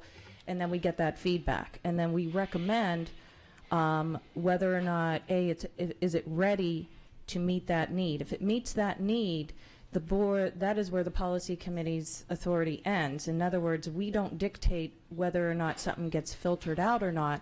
Exactly. It would not show up on the board if it is not if it doesn't have congruency with that very defined checklist that the state requires us to make sure is comportable.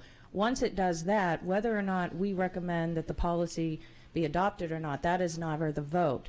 The policy committee votes to say that it's ready for prime time. In other words, to avoid us creating a law that is in violation or in contradiction or prevents us from maybe enforcing another one. For example, like you saw with the bias and the bullying, we kind of did some, you know, there's moments where it's just not appropriate. But at no moment in time does any member ever have the authority to say, no, you're not allowed to. But we do have requirements of review to make sure that those checkpoints are in place and that it is following consistency of fairness for all. In other words, if we start saying that your policy doesn't have to, but Melissa's does, it from a logistical perspective is in addition to that legal. Was that helpful in understanding? And that was helpful from that clarification, and most certainly from the legal standpoint, so I stand on what I said. In the next 2 weeks, we should be able to do that compliance, that checklist, and bring it back up before the public for first reading. It does not make sense to me. Ms. Antoine, can I ask a question? Because I think this might get at you. When you say first reading, I'm wondering if you may mean something different. If you were saying to this board that you wanted to shine the light on the student attire policy or whatever other policy happened to be, and you simply wanted a presentation on it, or you wanted it to be here in its current version for people to look at, discuss, talk about, I'm not sure there's anything that prevents you from doing that if you have the requisite votes to make it an agenda item. You not making an agenda item as first reading because that's a process that you've adopted that there's been no vote to supersede.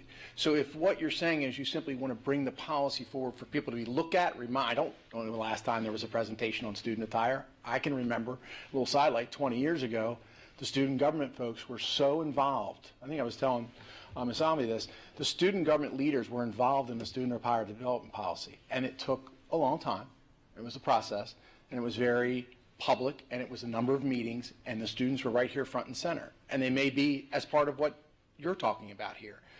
But that's different than your policy development process. And when you say first reading, you'd be saying bring something back at an accelerated rate without the requisite vote of your board. So then my question would be, what would be a feasible time I would frame have to defer to the committee on that. for that checklist to be reviewed, brought back here for us to review it, take action on it, and update these policies? I think you'd have to ask the committee acting under the policy. I believe that I would need to confer with staff on the complexities, and then the staff would also need to see with specificity what recommended changes are being proposed, which you could do with, and we can talk about that offline. That seems more of a process issue at this point, but with that in mind, the staff would need to make that determination because they've got to do that legal checklist. I'm not an attorney. No one on our committee that I'm aware of is an attorney, so there is a little bit of reliance there,